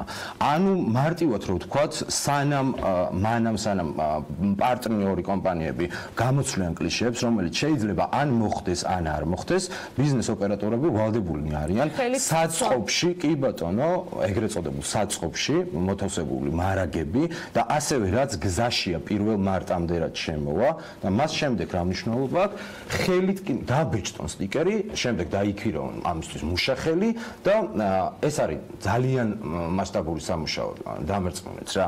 სათითაო თითოეულ პროდუქტს უნდა დააკრან. ბიზნესი ასე თუ ისე ამის თქვა შესრულებას მოახერხებს, მაგრამ ეს თავისთავად იწვევს პროდუქციაზე ფასებს და მომხმარებელზე აისახება დრო თავისთავად. სად არის გამოსავალი და რა დრო ჭირდება ბიზნესი იმისათვის, რომ ამ გამოწვევებთან იყოს მზად? ჭირდება წლის ბოლომდე, იმიტომ რომ ამ პერიოდში ვთვლი, რომ ჩვენ იმის მაგივრად რომ ხა პასუხები გავხსენ ესე რაღაცა, რომ აი ჩვენ უკვე დრო მოგეცით და ხა კეთილინები და რაც გინდა ის გააკეთეთ. ასე შემდეგ კონსულტაციები იმის მაგივრად რომ ფასიანი აქვთ. ფასიანი კი არა, ყოველკვირეულად უნდა ჩაატარონ და პირიქით თვითონ თავიანთი მოთხოვნა უნდა იყოს ჩვენი სექტორის მიმართ და თვითონ უნდა იაქტიურონ, რომ აი მოდით ცვლილებები შეგვაქვს და თქვენ რას ფიქრობთ ამასთან დაკავშირებით და რაღაც ერთობლივად ვიმუშაოთ ამ საკითხებთან დაკავშირებით, რომ უფრო მეტად იყოს ბიზნესისთვის გახსნილი ბიუროკრატიული კარი, რომელიც არა, საკმაოდ სერიოზულ ჯარიმებზე იქნება საუბარი, არ ვიცი, აქ მე მგონი არის 500 ლარიდან და პირველი ბოდიში ძალიან საინტერესო მუხლია, ერთ-ერთი მინდა ის უბრალოდ ვიცოდეთ, მუხლი 28 კვებითი ღირებულებების დატანის შესახებ. თუ შეიძლება ჩავიკითხავ, ძალიან გაურკვეველი და ბუნდოვანია, რაზეც მე პასუხი შეხვედრაზე ვერ მივიღე. 28 მუხლის პირველი და მეორე პუნქტებით განსაზღვრული მოთხოვნები კვებითი ღირებულების შესახებ, თუ ზედაპირის ფართობი საშუალებას იძლევა, გამოსახული უნდა იქნეს ცხრილის სახით და ციფრების სვეტის სახით. სხვა შემთხვევაში, როდესაც ზედაპირის ფართობის საშუალებას არ იძლევა, საკვები ნივთიერებები გამოსახული უნდა იქნეს სწორ ხაზოვნად. ანუ რასთან გვაქვს საქმე? აქ არ არის დაკონკრეტებული ამ მუხლში რა ფართობის ზევით, ან რა ფართობის ქვევით, რა სად არის საჭირო დავაკრათ, შეიძლება კომპანიამ, ბიზნეს ოპერატორმა ჩათვალოს, რომ ერთ ან რამოდენიმე პროდუქტზე საერთოდ არ არის საჭირო ცხრილის სახით დაიტანოს საკვები ღირებულებების შესახებ ინფორმაცია და ამ დროს ინსპექტორს ქონდეს საპირისპირო შეხედულება, კი ბატონო, შეფასება ფართობთან დაკავშირებით დაჯარიმდეს კომპანია. ჯამში დროსთან ერთად თქვენ გჭირდებათ დაზუსტებები? ეს ერთ-ერთია კიდე არის საკმაოდ მწვავე და სენსიტიური საკითხები, სადაც ბევრი კითხვის ნიშანია. ანუ შეხვედრა რატომ მოვითხოვეთ ჩვენ? გარდა იმისა, რომ ლაშა არაერთხელ იყო მისული სააგენტოში, საიდანაც ანუ სრულყოფილი პასუხები ვერ წამოიღო და ამიტომ ვითხოვეთ სააგენტოსთან შეხვედრა, სადაც იყო ათობით კომპანია წარმოდგენილი და ყველას ჰქონდა თავის კითხვები, სადაც ანუ არა მხოლოდ რომ სრულყოფილი პასუხები მიიღეს, არამედ დაახვედრეს სიურპრიზი, რომ თურმე ვიდრე პლუს ნოემბერში გარკვეული ცვლილებები ყოფილა შეტანილი და ნუ რაღაცა თურმე იქ საუბარი ყოფილა ესეთი დამცინავი ტონით, რომ ნუ რაღაცა კოკა-კოლა ხო მომზადებულია ადგილობრივი წარმოებლები და ხა როცა დაისვა კითხვა რომ იმპორტიორები რომლებმაც უკვე შეუკვეთეთი კლიშეებზე მიდის მოლაპარაკება, რა ვქნათ, ნუ ერთ-ერთმა ალბათ ყველაზე ის წარმოსაჩენმა ადამიანმა გამოთქვა ესეთი ბრძნული აზრი, რომ იმპორტი საერთოდ რა საჭიროა ადგილობრივ წარმოებაზე.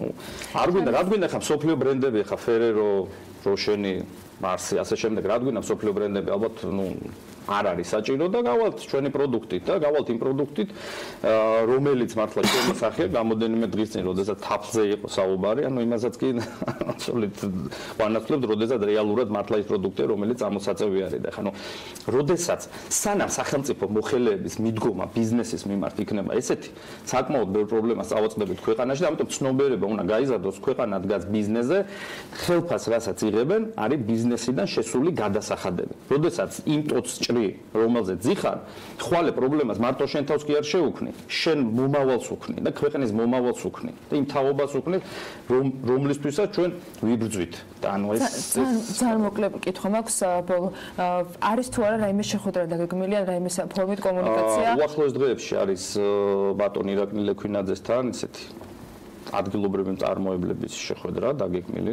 ჩვენი დისტრიბუტორთა ბიზნეს ასოციაციის წევრების აგრეთვე და ნუ განხილული იქნება ეს საკითხები და ზუსტად ვიცი რომ ირაკლის ძალისხმევით კიდევ ერთხელ გადავადებული იქნება ეს პრობლემა, იმიტომ რომ რეალურად საკმაოდ სერიოზული პრობლემის წინაშე დაგვაყენებს. გარდა იმისა, რომ თქვათ, ნახეთ, აქ რა ხდება მეორე პრობლემა გვაქვს ჩვენ კიდე, რომ არის გარკვეული კაბალური პირობებით, რითიც ჩვენ გვიწევს სუპერმარკეტების ქსელებთან თანამშრომლობა.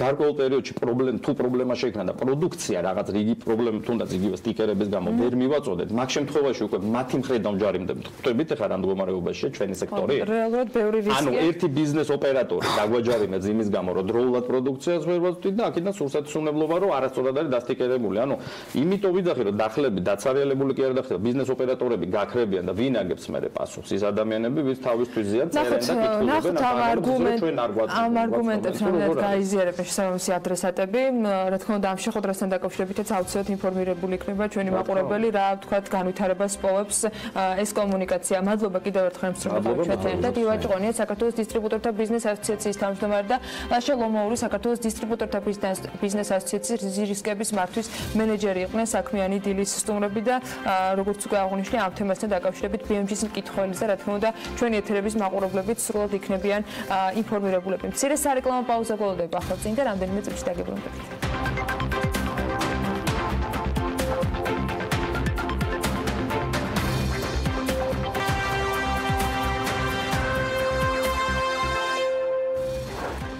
საქართველოს ეროვნული ბანკი რეზერვების შესავსებად სავალუტო ოპციონების სისტემას აამოქმედებს.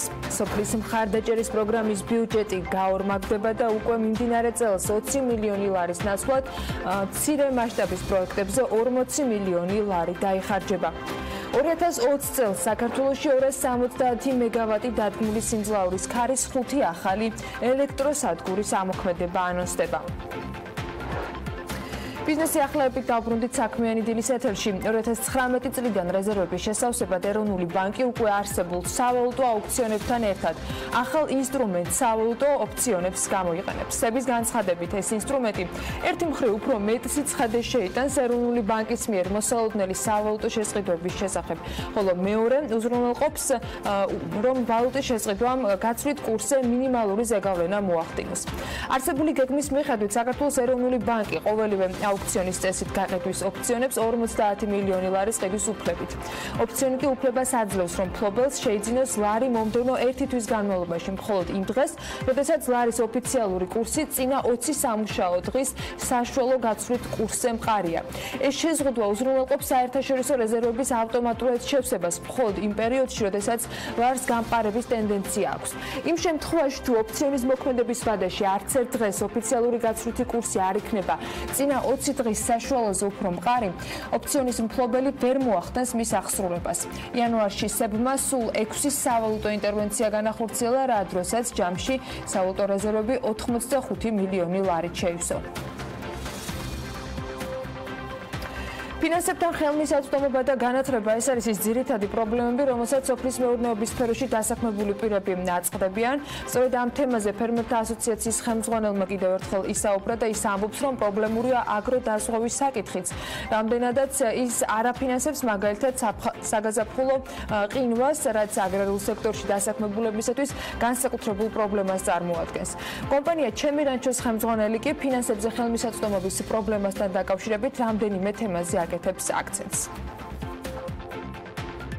პრობლემა იმაში არის, რომ ის პროდუქტები, რომელიც ფერმერს ჭირდება, რიგ შემთხვევაში არ იზღვა, როგორც არის მაგალითად საგაზაფხულო ყინვა, სეტყვა, პირუტყვის დაზღვევა სხვადასხვა დაავადებებზე, შესაბამისად თუ ეს პროდუქტები არ დაიზღვა, ძალიან გაუჭირდებათ ფერმერებს, რომ იმუშაონ ამ მიმართულებით. თუ გვაქვს საუბარი მცირე მეწარმეებზე და დამწყებ სტარტაპებზე, ესე რომ ვთქვათ, მაშინ უნდა შევხედოთ სოფლის მეურნეობაში საუბარი არის დიდწილად ფიზიკური პირების დაკრედიტებაზე, რომლებიც 1 იანვრიდან უკვე გართულებული მათი დაკრედიტება და ძალიან ბევრი რეგულაციის ქვეშაა. ეს ერთი, მეორე, სოფლის მეურნეობაში დასაქმებული ადამიანისთვის საკმაოდ რთულია, ესე რომ ვთქვათ, შემოსავლების დადასტურება. სექტორში არსებულ მთავარ გამოწვევებს სოფლის მეურნეობის მინისტრიც ასახელებს. ლევან დავითაშვილმა აღნიშნა, რომ პრობლემური საკითხია ფერმერების კვალიფიკაცია და ცოდნა, ასევე მიწების ფრაგმენტაცია. რაც შეეხება აგროდაზღვევის მიმართულებით არსებულ პრობლემებს, მინისტრი ამბობს, რომ სახელმწიფო მზად არის მესაქონლეობის მიმართულებით სერვისების დაფინანსებისათვის, თუმცა მნიშვნელოვანია, რომ სადაზღვევო კომპანიებმა მეტი ინიციატივა თავად გამოიჩინონ.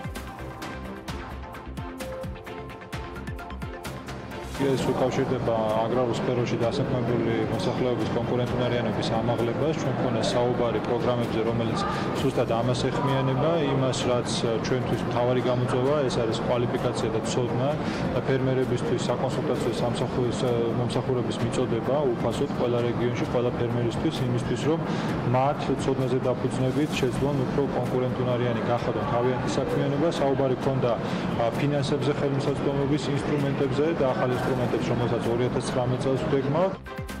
ბანკების ასოციაციის ხელმძღვანელი ალექსანდრე ძნელაძე კი BMG-სთან ამბობს, რომ დგებიან ამ სფეროში დასაქმებული პირები, რატომ დგებიან ამ სფეროში დასაქმებული პირები ხელმისაწვდომობის პრობლემის გარეშე.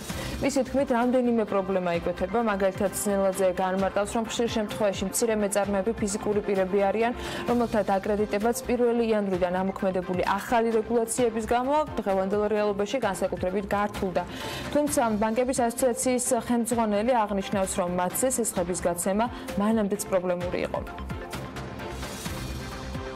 სოფლის მეურნეობა ისედაც ყოველთვის მუდმივად იყო მაღალ რისკის შემცველი პროექტი.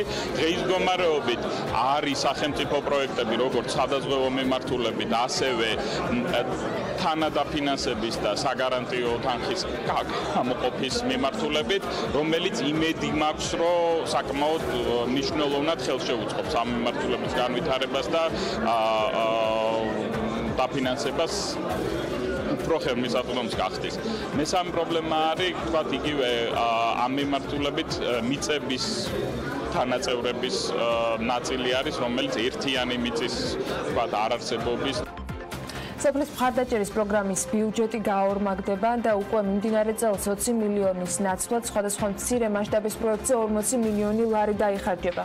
ეს გუშინ რეგიონული განვითარებისა და ინფრასტრუქტურის მინისტრმა მაიაც ქიტიშვილმა თქვა, როდესაც შეაჯამა გარკვეულწილად გასული წელი და საომავლო გეგმებზე ისაუბრა. უკვე 1000-ზე მეტი სოფლის კრება გაიმართა და გამოიკვეთა პროგრამის გაზრდის საჭიროება, აღნიშნავს ის და მისი თქმით, ბიუჯეტის გაორმაგების შემდეგ მხოლოდ ამ პროგრამის ფარგლებში სოფლების საჭიროებებზე დასახლების ზომის მიხედვით თითოეულ პროექტზე 10-დან 20,000 ლარამდე გამოიყოფა. სოფლის კრებები 1 მარტამდე გაგრძელდება და 3700 სოფელში მცხოვრები 9 მილიონზე მეტი ადამიანი თავად გადაწყვეტს, როგორ დაიხარჯება პროგრამისათვის განკუთვნილი თანხა, აღნიშნავს ვიცე-პრემიერი. სოფლის მხარდაჭერის პროგრამა რეგიონებში განსახორციელებელი პროექტის ფონდის შემადგენელი ნაწილია. ამ პროგრამის ფარგლებში დასაფინანსებელი პროექტების კატეგორიები ასეთია: სასმელი წყლისა და სარწყავის სისტემების სანიაღვრე არხების მოწესრიგება, ნაპირსამაგრის სამუშაოები, გზები, გარეგანათება, სკოლების მიმდებარე ტერიტორიის კეთილმოწყობა, ამბულატორიის შენობები, სპორტული ინფრასტრუქტურა, სკვერები და თავშეყრის ადგილები, მინიჰესები და ასე შემდეგ. რეგიონული განვითარებისა და ინფრასტრუქტურის მინისტრმა წლის მნიშვნელოვან პროექტებზე საუბრისას კი განსაკუთრებით ჩქაროსნული მაგისტრალების მნიშვნელობას გაუსვა ხაზი, რომელზეც 938 მილიონი ლარია გამოყოფილი. გზის მშენებლობა მიმდინარეობს აღმოსავლეთ-დასავლეთის ავტომაგისტრალის ზემოოსიაური ჩუმათელეთის, სამტრედია გრიგორეთის და ბათუმის შემოვლითი გზის მონაკვეთებზე. ეს პროექტები ჯამში, რომელიც 77 კილომეტრში შეადგენს, ეტაპობრივად 2019-21 წლებში უნდა დასრულდეს. ხელშეკრულება გაფორმებულია და სამობილიზაციო სამუშაოები მიმდინარეობს ასევე გრიგორეთი ჩოლოქის ქუთაისის შემოვლითი გზის დამატებითი 2 ზოლის ხევიუბისას და უბისას შორაპნის გზის მონაკვეთებზე. ჯამში 81 კილომეტრი გზის მშენებლობა 2021-22 წლებში დასრულდება. რეგიონული განვითარებისა და ინფრასტრუქტურის მინისტრი ამბობს, რომ სატენდერო პროცედურები მიმდინარეობს რიკოთის შემოვლითი გზის, ჩუმათელეთი ხევის და შორაპნის არგვეთას მონაკვეთებზეც და ამ პროექტების დასრულებაც 2022 წლისათვის არის დაანონსებული. 2023 წელს კი ძალაში შევა და ექსპლუატაციაში შევა ბათუმის არფის და რუსთავის წითელი ხიდის მაგისტრალებიც. ჯამში აქ პროექტი 53 კილომეტრს ითვალისწინებს და ბიუჯეტი მისთვის დაახლოებით 700 მილიონი ლარი იქნება.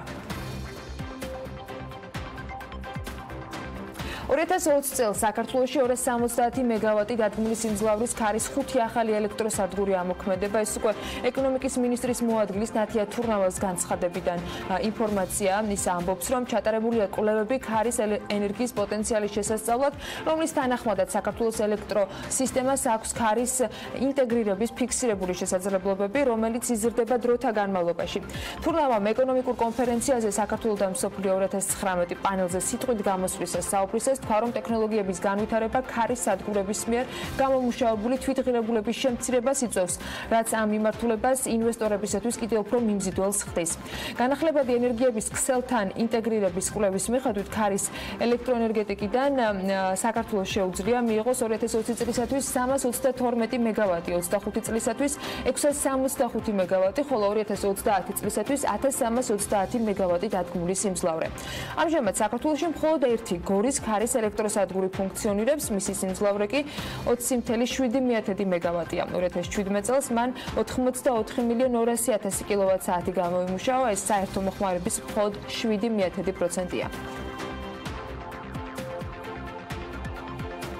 სავალდებულო ტექ დათვალიერება საქართველოში უკვე ათობით ათასმა მანქანამ გაიარა, თითქოს ერთი შეხედვით საზოგადოებამაც დადებითად მიიღო ეს სიახლე, თუმცა თბილისში უკვე მოქმედი ცენტრები აქტიურად ყოველდღიურ რეჟიმში ემსახურებიან მომხმარებლებს.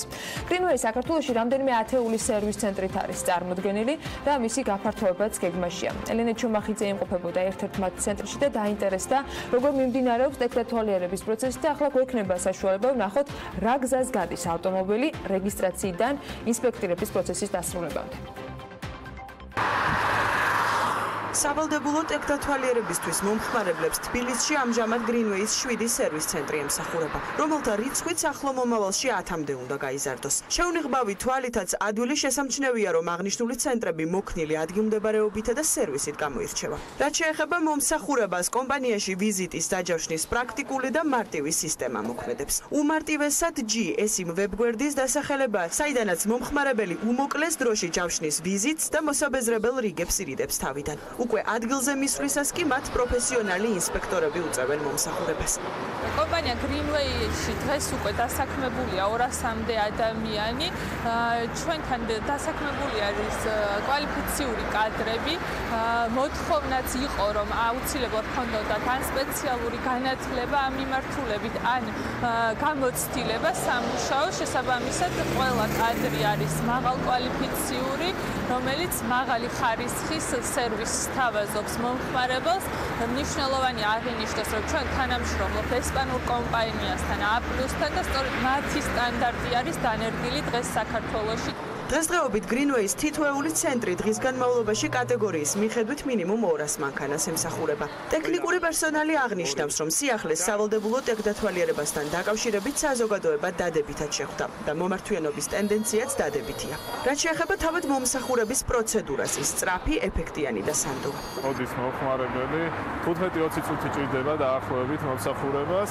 რაც შეეხება ინსპექტირების პროცესს, რამოდენიმე ეტაპია, მოწდება გამონაბოლქვი, ძირითადად უსაფრთხოებას ექცევა ყურადღება, ასევე მოწდება შასი და საბურავების მდგომარეობა, ხილვადობა, ასევე ძალიან მნიშვნელოვანია აირბაგების მდგომარეობა, რადგან პირდაპირ უსაფრთხოებასთან არის დაკავშირებული და განათლების ხელსაწყოები, ასევე ფარები და შუქამრექები. მომსახურების მაღალი ხარისხის უზრუნველყოფას კომპანია Greenway საერთაშორისო გამოცდილების ახლებურ მიდგომებთან შერწყმით აპირებს. ეს კი გაცილებით მარტივად წარმოუდგენიათ ტექინსპექტირების საერთაშორისო ბაზარზე ერთ-ერთ ლიდერ კომპანიასთან თანამშრომლობით. A+-ი 30 წლიანი გამოცდილების მქონე კომპანიაა, რომელიც ისეთ ქვეყნებში ოპერირებს, როგორებიცაა ესპანეთი, დანია, ირლანდია, ფინეთი და ამერიკის შეერთებული შტატები. ახლა კი უკვე Greenway-ის მომხმარებლებს უზიარებს საკუთარ გამოცდილებას. ჩვენთვის მნიშვნელოვანია, რომ ვართ ამ პროექტის თანამონაწილე. კომპანია, რომელსაც ჩვენ წარმოვადგენთ, აქვს მრავალი წლის გამოცდილება ტექინსპექტირების სფეროში. მხოლოდ გასულ წელს ჩვენი კომპანიის მიერ 19 მილიონზე მეტი ტექინსპექტირება ჩატარდა. ჩვენი გამოცდილება გვაძლევს შესაძლებლობას შევმატოთ ამ პროექტს ინოვაციური მიდგომები და ვართ იმ მნიშვნელოვანი პროექტის კეთების პროცესში, რომელიც გააუმჯობესებს საქართველოს მოქალაქეების ცხოვრების ხარისხს და იქნება მნიშვნელოვანი წინ გადადგმული ნაბიჯი ქვეყნის ეკონომიკური და სოციალური განვითარების მიმართულებით. უფრო მოქნილი სერვისისთვის მთელი ქვეყნის მასშტაბით კომპანია Greenway-ის 26 სერვის ცენტრი ფუნქციონირებს, ხოლო მათთვის, ვისაც მაღალმთიან რეგიონში სურს ინსპექტირების გავლა, უკვე არსებობს 2 მობილური სადგური. რაც შეეხება იმ შემთხვევას, თუ მომხმარებელმა ვერ გაიარა ინსპექტირება, ასე დროს მათ დამატებით 30 დღე ეძლევათ იმისთვის, რომ წესრიგში მოიყვანონ თავისი ავტომობილი და იმავე ცენტრში ყოველგვარი დამატებითი გადასახადის გარეშე ხელახლა გაიარონ შემოწმება. TBC ბანკი, British Petroleum, საქართველოს Livingstone ასოციაცია, ქართული ღვინო, დიო, შავი ზღვის უნივერსიტეტი და ჯეოსელი, აჭარა ჯგუფი, GPC ჰოლდინგი, პროფესიული სწავლებისა და ტრენინგების ცენტრი ქუთაისში. ვინ შეიძლება 1000 წლების გამოწვევის ფონდის კონკურსის ბიზნესი გენდერული თანასწორობისათვის შემდეგი ჯილდოს მფლობელი გახდეს. ეს პირველ ეტაპზე თავად თითოეულ კომპანიაზე დამოკიდებული, ვინც განაცხადს წარადგენს. შემდეგი ეტაპი უკვე საუკეთესოების შერჩევა იქნება. პროფესიასა და კარიერაში ქალების განვითარების ხელშეწყობის კონკურსი წელს მეოთხეს ტარდება. მაშინ მონაწილეობის მიღება კი კერძო სექტორში მოქმედ იმ კომპანიებს შეუძლიათ, რომლებიც ქალების პროფესიული განვითარების და წინსვლის საორგანიზაციო კულტურას ამკვეთრებენ და თავიანთ კომპანიებში თანასწორ გარემოს თანაბარ წვდომას, რესურსებსა და შესაძლებლობებზე უზრუნველყოფენ. წელს 1000 წლების გამოწვევის ფონდი კონკურსს ბიზნეს ლიდერთა ფედერაციასთან ქალები მომავლისათვის ერთად ატარებს, რაც იმას ითვალისწინებს, რომ საკონკურსო მოთხოვნებიც იქნება ალბათ განახლებული. ჯამში რა სიახლეები გვაქვს, რას ემსახურება თავად კონკურსი კონკურსი. სტუმართან ერთად გავაგრძელებთ უფრო დეტალურ საუბარს. მაგდა მაღრაძე 1000 წლეულის გამოწვევის ფონდის აღმასრულებელი დირექტორი შემოგვიერთდა. მაგდა დილა მშვიდობის მადლობა რომ ხართ ჩვენთან ერთად. წელს მეოთხედ არის ეს არჩეულებრივი შესაძლებლობა, როცა კომპანიებს ერთგვარად კარგ საქმესთან ერთად შეუძლიათ რომ სხვებსაც გაუზიარონ, მოტივატორები გახდნენ და ამ ყველაფრის პრეზენტაციასთან ერთად მიიღონ ჯილდოებიც. იცვლება თუ არა რამე კონკურსის წესებში, რას თავაზობთ და ვის შეუძლია მიიღოს მონაწილეობა? მოგესალმებით დილა მშვიდობის, მადლობა მოწვევისთვის და ამ თემით დაინტერესებისთვის. ძალიან მნიშვნელოვანი კონკურსია ეს, რადგანაც საქართველოში ჯერჯერობით გენდერული თანასწორობის თემები ბიზნესისთვის განსაკუთრებით არის შედარებით ახალი და ჩვენ ვცდილობთ წავახალისოთ ის ორგანიზაციები, რომლებიც განსაკუთრებულად, ასე ვთქვათ, ლიდერობით გამოირჩევიან ამ მიმართულებით და სამსახურში ნერგავენ და თავიანთ ორგანიზაციებში ნერგავენ ისეთ საინტერესო პრაქტიკებს, რომელიც წაახალისებს ქალთა ჩართულობას ეკონომიკურ საქმიანობაში. რატომ გახდა ეს ჩვენთვის მნიშვნელოვანი და საინტერესო? 1000 წლეულის გამოწვევის ფონდი უკვე მეხუთე წელი ახორციელებს პროექტებს განათლების სექტორში. ჩვენი მთავარი მისია და მიზანი გახლავთ, რომ ხელი შეუწყოთ შრომის ბაზრის მოთხოვნების შესაბამისი ადამიანური კაპიტალის, ანუ სპეციალისტების მომზადებას, რომლებიც შემდგომ, რა თქმა უნდა, ბიზნეს სექტორის განვითარებას შეუწყობენ ხელს. აქ ჩვენ საუბრობთ ძირითადად იმ პროფესიებზე, რომელიც კვლევების მიხედვით დღეს არის განსაკუთრებით მოთხოვნადი და ამ პროფესიებში განათლების სექტორის გაძლიერებაზე და ეს არის ძირითადად საბუნებისმეტყველო, საინჟინრო, ტექნიკური მიმართულებები, სადაც ქალები ნაკლებად არიან დღეისათვის ჩართული და არის უამრავი სტერეოტიპი, რომლის მიხედვითაც მაგალითად შემდუღებელი, ძალიან მნიშვნელოვანი და საჭირო პროფესია, თითქმის ვერ ნახავთ ქალებს დასაქმებულს. შეიძლება თქვა სტერეოტიპები სტატისტიკასთან აბსოლუტურ თანხმდროში გვაქვს არსებული მონაცემებით მიუხედავად ყველაფრისა.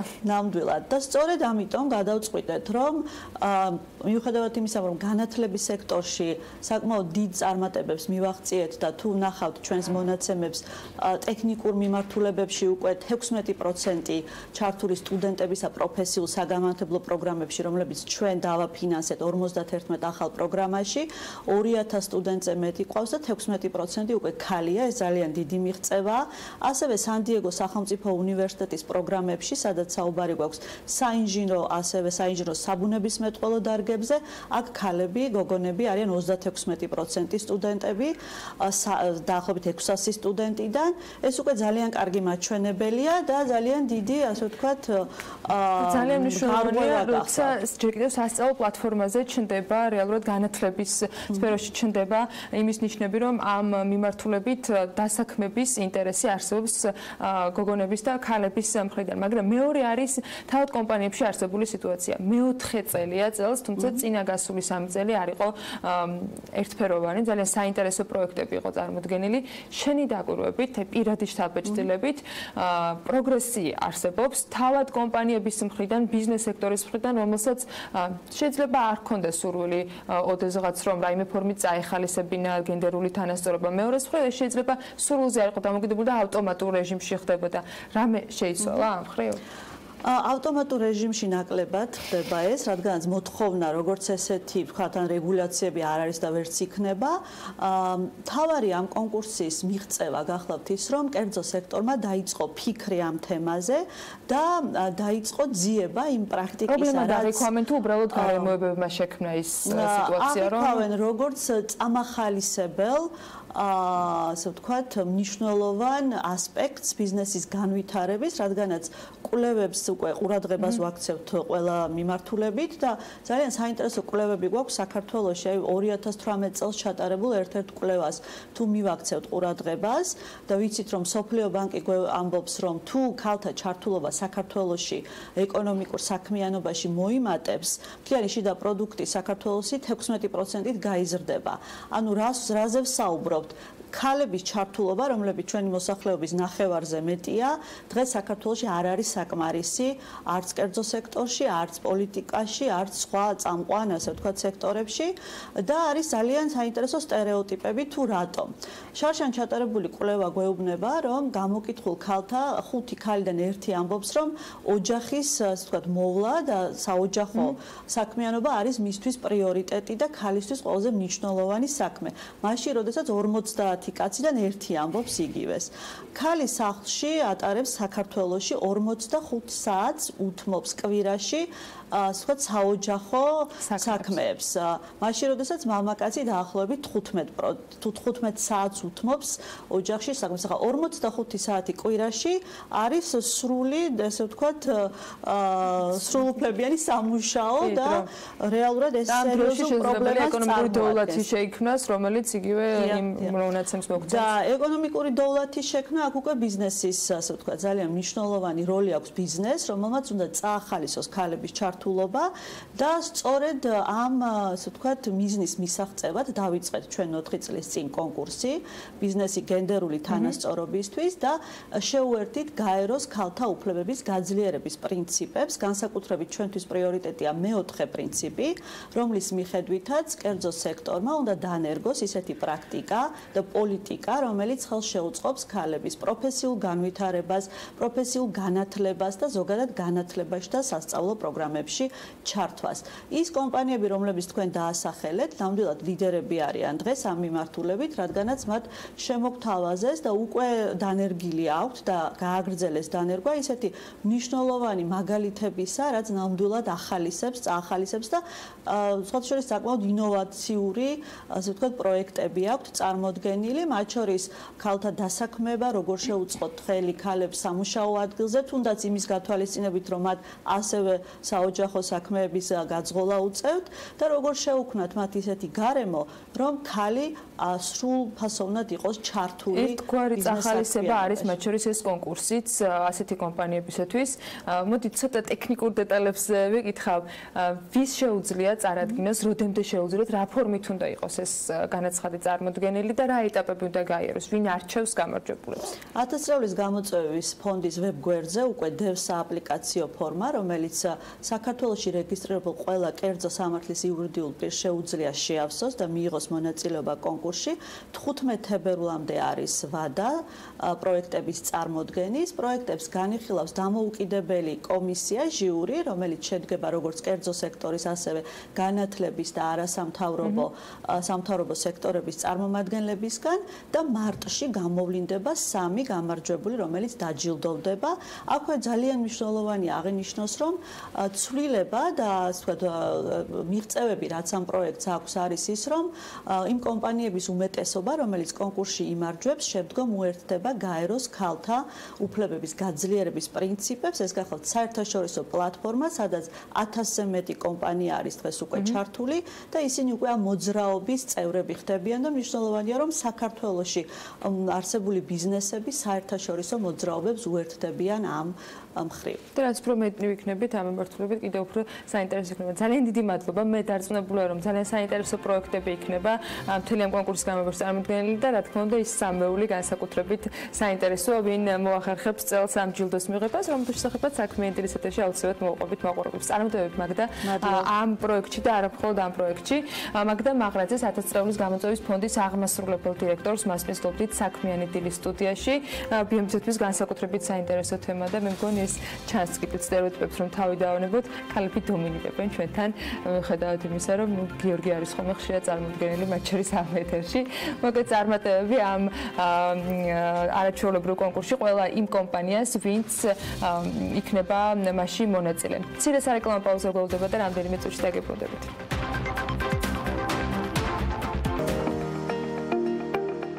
ამინდის პროგნოზის სპონსორია სადაზღვევო კომპანია უნისონი. თავისუფალი დაზღვევა თქვენი სიმშვიდისათვის.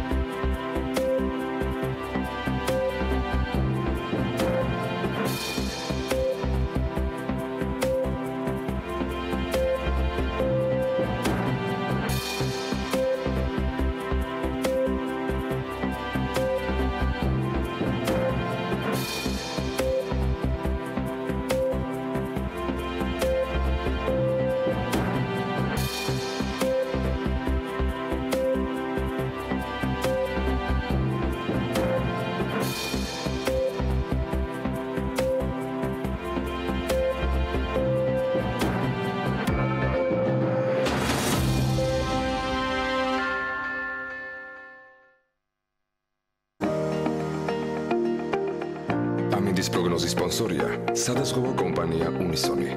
თავისუფალი დაზღვევა თქვენი სიმშვიდისათვის.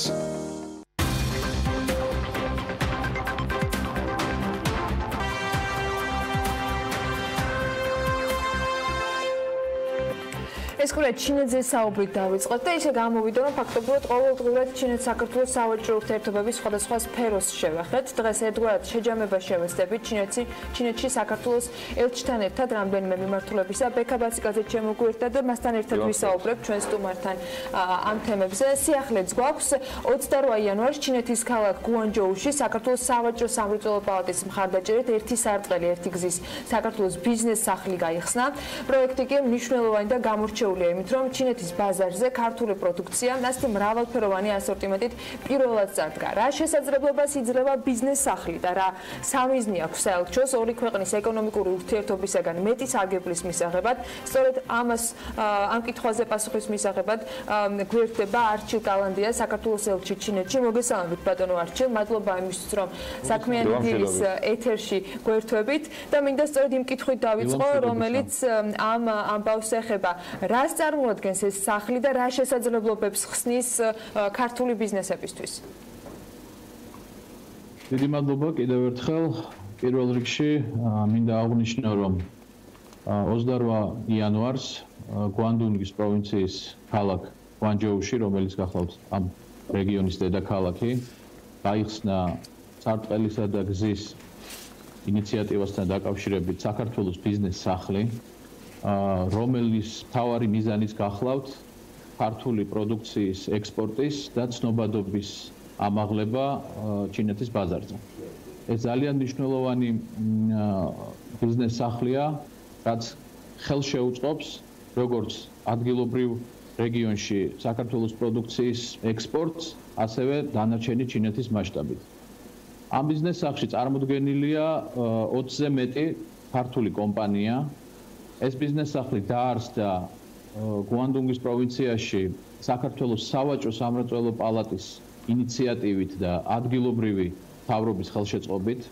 ამ სახლს ხელმძღვანელობს ბატონი ბექა მიქაბერიძე და მისი გუნდის აქტიური მუშაობის შედეგად და ადგილობრივ მთავრობასთან კოორდინაციით შეიქმნა კიდევ ერთი კერა, ქართული კერა ჩინეთში.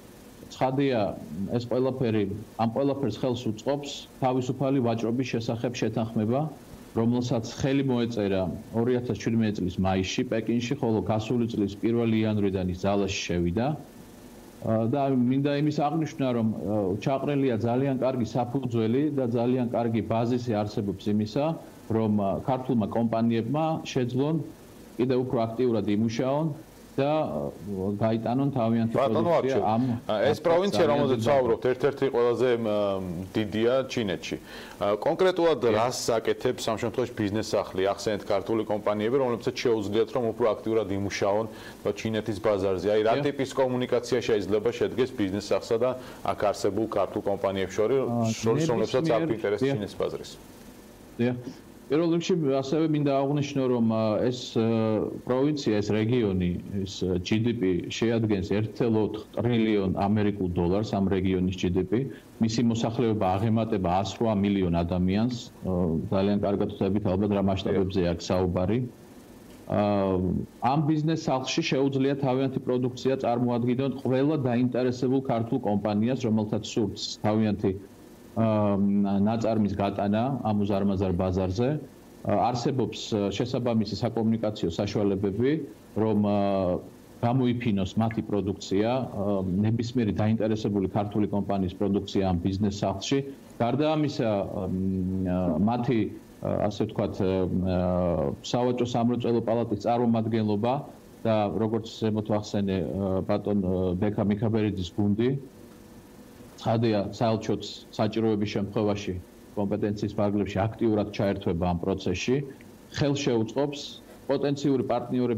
მათი პოტენციური პარტნიორების მოძიებას და მაქსიმალურ პოპულარიზაციას ამათ ჩართულობა ახსენეთ, თქვენი ჩართულობა როგორ გამოიხატება იმისათვის, რომ ბიზნესების კონკრეტული პროდუქცია ამ სახლში მოხვდეს, რა ფორმით შეუძლიათ, არის თუ არ შესაძლებლობა პირდაპირ კომუნიკაციის, თუ თქვენ ხართ შუამავალი ერთგვარად, რა თქმა უნდა, არსებობს დიახ, შესაძლებლობა არსებობს პირდაპირ კომუნიკაციის, მაგრამ ვისაც ყველა იმ კომპანიას, ვინც დაინტერესდება, რომ ეს საელჩოს მეშვეობით მოხდეს და შუამდგომლობა გაუწიოს საელჩომ, ამა თუ იმ მიმართულებით, რა თქმა უნდა, ჩვენ ამისთვის მზად ვართ. ბატონო არჩილ. არსებობს რა. დიახ. დასრულეთ და შემდეგ კითხვაზე მინდა რომ გადავიდე. კითხეთ, კი ბატონო. მინდა რომ ღვინოსთან დაკავშირებულ თემატიკაზე კითხოთ. ჩვენ გუშინ საუბრობდით ერთ კონკრეტულ ღვინის წარმოებელ კომპანიასთან, მათ შორის მოვისმინეთ დავით საგანელიძის განცხადებაც კონკრეტულად ჩინეთის ბაზართან დაკავშირებით, რომ არსებობს გარკვეული პრობლემები, თუმცა ეს კომპანიების მისამართით გამოთქმული ერთგვარი შენიშვნა იყო.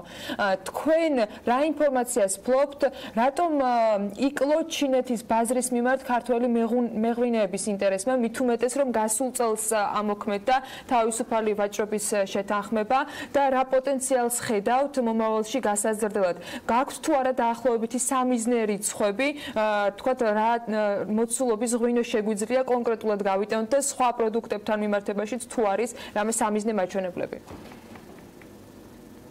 გასაგებია. კი ბატონო, გიპასუხებთ. პირველ რიგში მინდა აღვნიშნო, რომ გასულ წელს 2018 წელს დაახლოებით 7 მილიონამდე ბოთლი იქნა ექსპორტირებული ჩინეთის ბაზარზე. სულ უფრო მეტი ქართული ღვინის კომპანია შემოდის ჩინეთის ბაზარზე და ამ მხრივ ამ ქვეყანაში კონკურენცია საკმაოდ დიდია.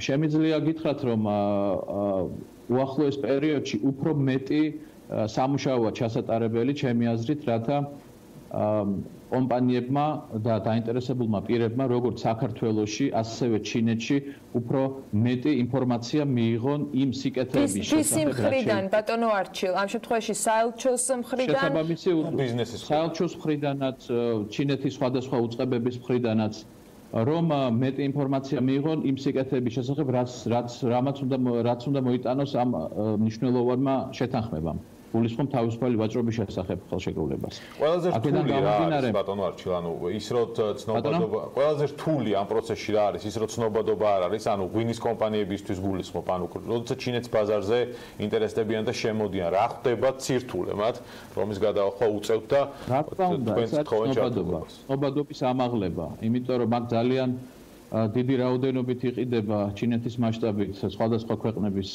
ღვინოები, მათ შორის ფრანგული, იტალიური, ჩილეს ღვინოები, ავსტრალიური, ასე რომ ძალიან დიდი კონკურენცია ამ სეგმენტში. ამიტომ საჭიროა მეტი ინფორმაციის მიწოდება დაინტერესებული პირებისთვის და მომხმარებლისთვის და ამ კონკურენციის, ასე ვთქვათ,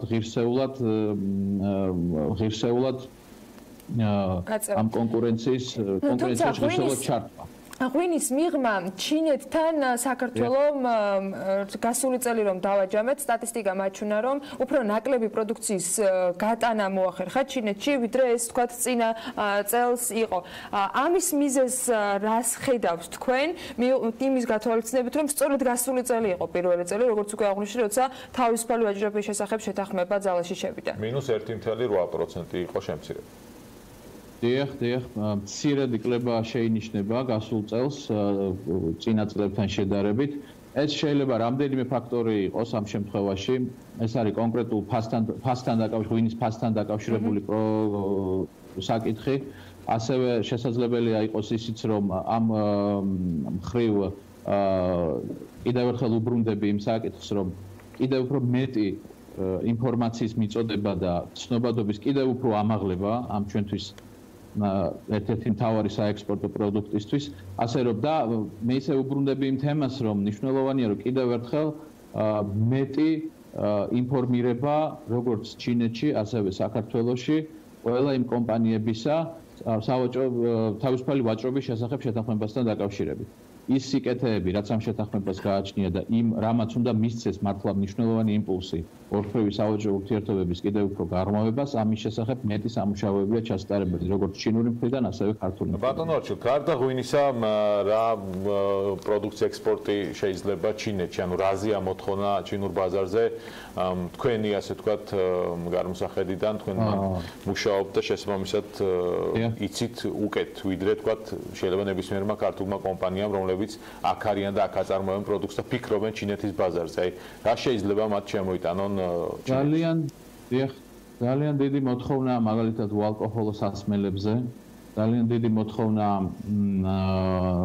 თაფლზე სხვადასხვა სოფლის აქ მთავარი მომენტი რაც ჩინეთის ბაზარზე არის გასათვალისწინებელი აქ განსაკუთრებით ბოლო წლებში ძალიან დიდ ყურადღებას აქცევენ ბიოლოგიურად ბიოპროდუქტებს რომ მაქსიმალურ ბიოლოგიურად სუფთა პროდუქტებს იმიტომ რომ აქ მოგეხსენებათ ჩინეთის განვითარებასთან და წლისვლასთან ერთად ჩნდება ეკოლოგიური პრობლემები და ასე ვთქვათ ეკოლოგიურად სუფთა პროდუქციას ძალიან მიესალმებიან ჩინეთის ბაზარზე ჩინელი მომხმარებელი შესაბამისად ვფიქრობ რომ ერთ-ერთი მთავარი მიმართულება ქართულმა კომპანიებმა უნდა აიღონ ამ ხრივ რომ ეკოლოგიურად სუფთა პროდუქციას დიდი მოთხოვნა აქვს ჩინეთში. ბატონო არჩი, აი რას გეგმავს საელჩო, რა ღონისძიებებს გაატარებთ იმისათვის, რომ ყველა ეს ინფორმაცია, რომელიც ქართულ ბიზნესს ჭირდება, ქართულ ეკონომიკას ჭირდება საერთო ჯამში იმისათვის, რომ ასეთი ბაზრები იყოს ათვისებული, არაერთი პროდუქციის მხრიდან საელჩოსგან იყოს მიწოდებული.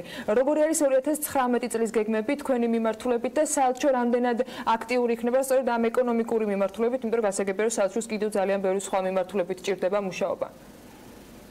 ეხლა ზოგადად საქართველო-ჩინეთის ორფრე ურთიერთობების ერთ-ერთი მთავარი კომპონენტი სწორედ სავაჭრო ეკონომიკური ურთიერთობების ხელშეწყობაა.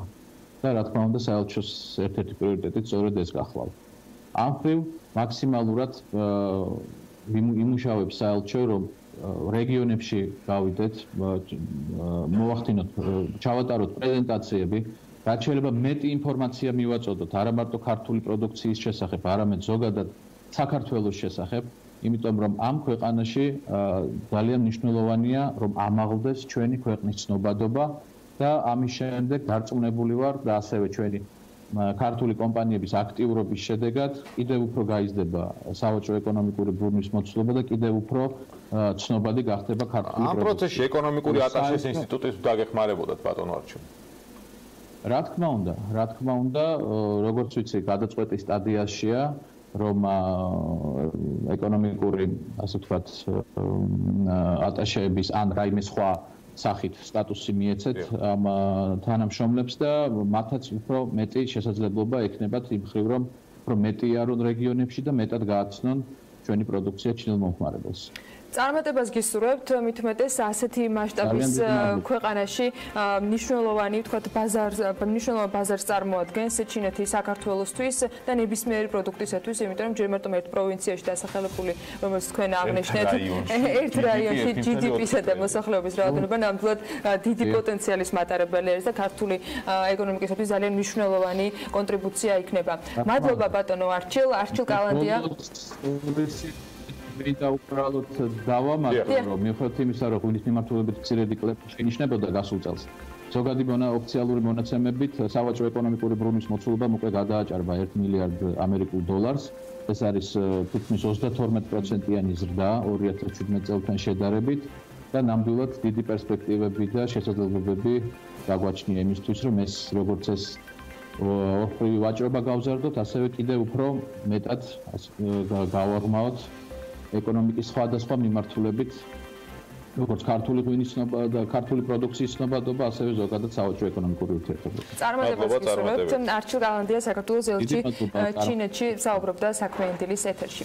საჯარო უწყობების მხრიდან კი საბიუჯეტო თანხების არამიზნობრივად დაუდევრად თუ კორუფციული მიზნებით ხარჯვა უცხო ნამდვილად არ არის. სულ სხვა თემაზე ვინაცვლებთ, ასეთი მოვლენა ხშირად იმდენად კომიკური ხასიათის ხდება ხოლმე, რომ ვირტუალურ თუ რეალურ სივრცეში ამ თემებთან დაკავშირებით თავარ სალაპარაკო, თქვათ, სამიზნედ იქცევა. ჩინოვნიკების მხრიდან საბიუჯეტო თანხების ხარჯვასთან დაკავშირებული მრავალი კითხვის ნიშნის და ეჭვის გამო Forbes Georgiam 2018 წლის ტოპ 10 საბიუჯეტო ფლანგვის მაგალითთან დაკავშირებით კონკრეტული მასალა და რეიტინგები მოამზადა და მას ახლა მარიამ ადამია გაგვაცნობს. მარიამ დილამშვიდობის. ანა დილამშვიდობის რეიტინგის შესადგენად დავამატებ, რომ გამოცემა Forbes Georgiam მედია პროექტის ფლანგვის დეტექტორის მონაცემები გამოიყენა, რომელიც საბიუჯეტო თანხების ხარჯვის მონიტორინგსა და კანონთან შესაბამისობას მუდმივად ამოწმებს. ათეულის პროგრამის შედგენა შემდეგი კრიტერიუმების საფუძველზე მოხდა, ესენია პირველი თანხის მოცულობა, მეორე კორუფციის რისკები და მესამე დაუდევრად ხარჯვა. სის პირველი ადგილი შემოვლით რკინიგზას უჭირავს, რომლისთვისაც ბიუჯეტიდან 213 მილიონი ლარი გამოიყო. შემოვლით რკინიგზის საჭიროებებზე საუბარი დღემდე დავისაგანია, ზოგი თვლის, რომ პროექტი გამართლებული უნდა იყოს, ზოგს კი თავიდანვე კრიტიკული შეხედულებები ჰქონდა. ფაქტია, რომ ეს პროექტი 2013 წელს შეჩერდა და მასში გადახდილი 200 მილიონი ლარი ქარს გატანებული გამოდგა. მეორე ადგილას კი სახელდება სოფლის მეურნეობის სამინისტროს დანამატები.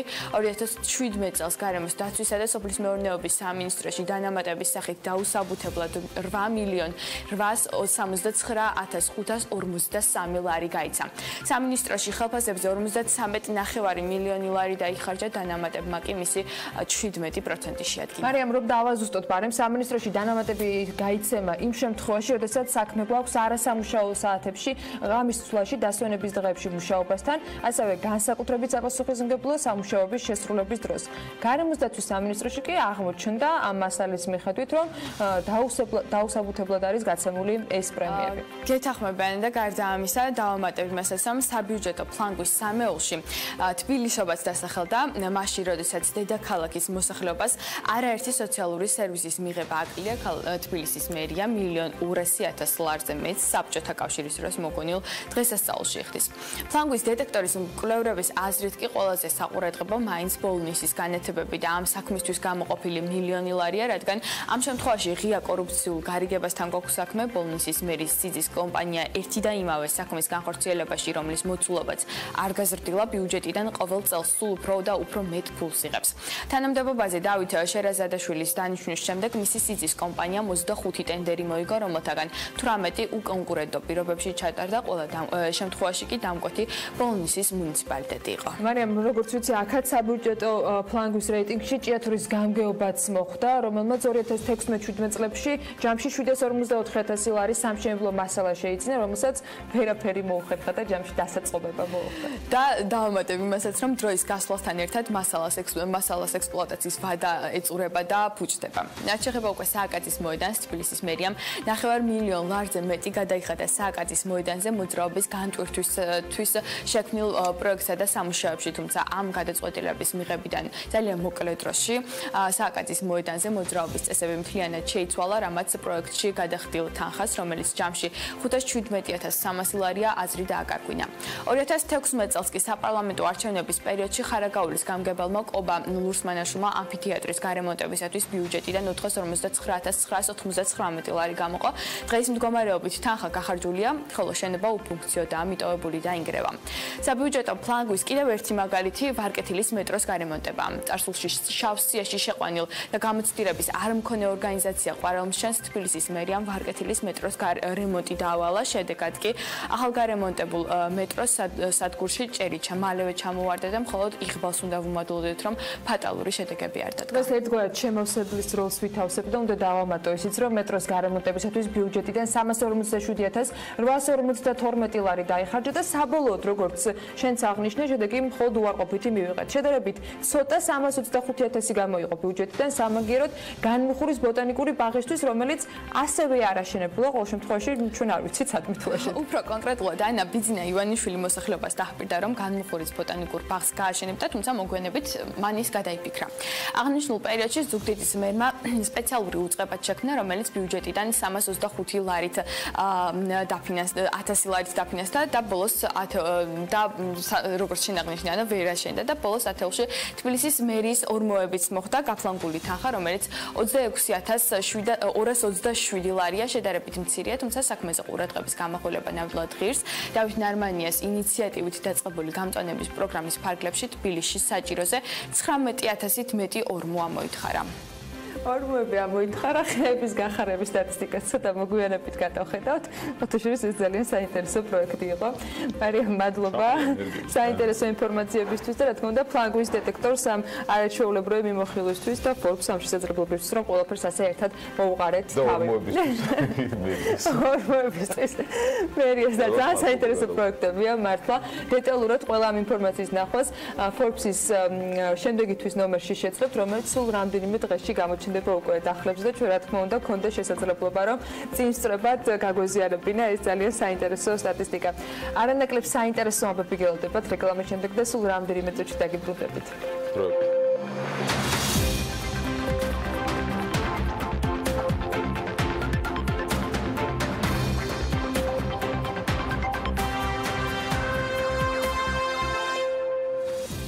სტარტაპების საუკუნეში დამწყებ ინოვაციური ბიზნესების უდიდეს მექაში სილიკონ ველიზე ამბობენ, რომ წარმატებული პროექტის შესაქმნელად წარუმატებელი სტარტაპის შემქმნელი აუცილებლად უნდა იყოს.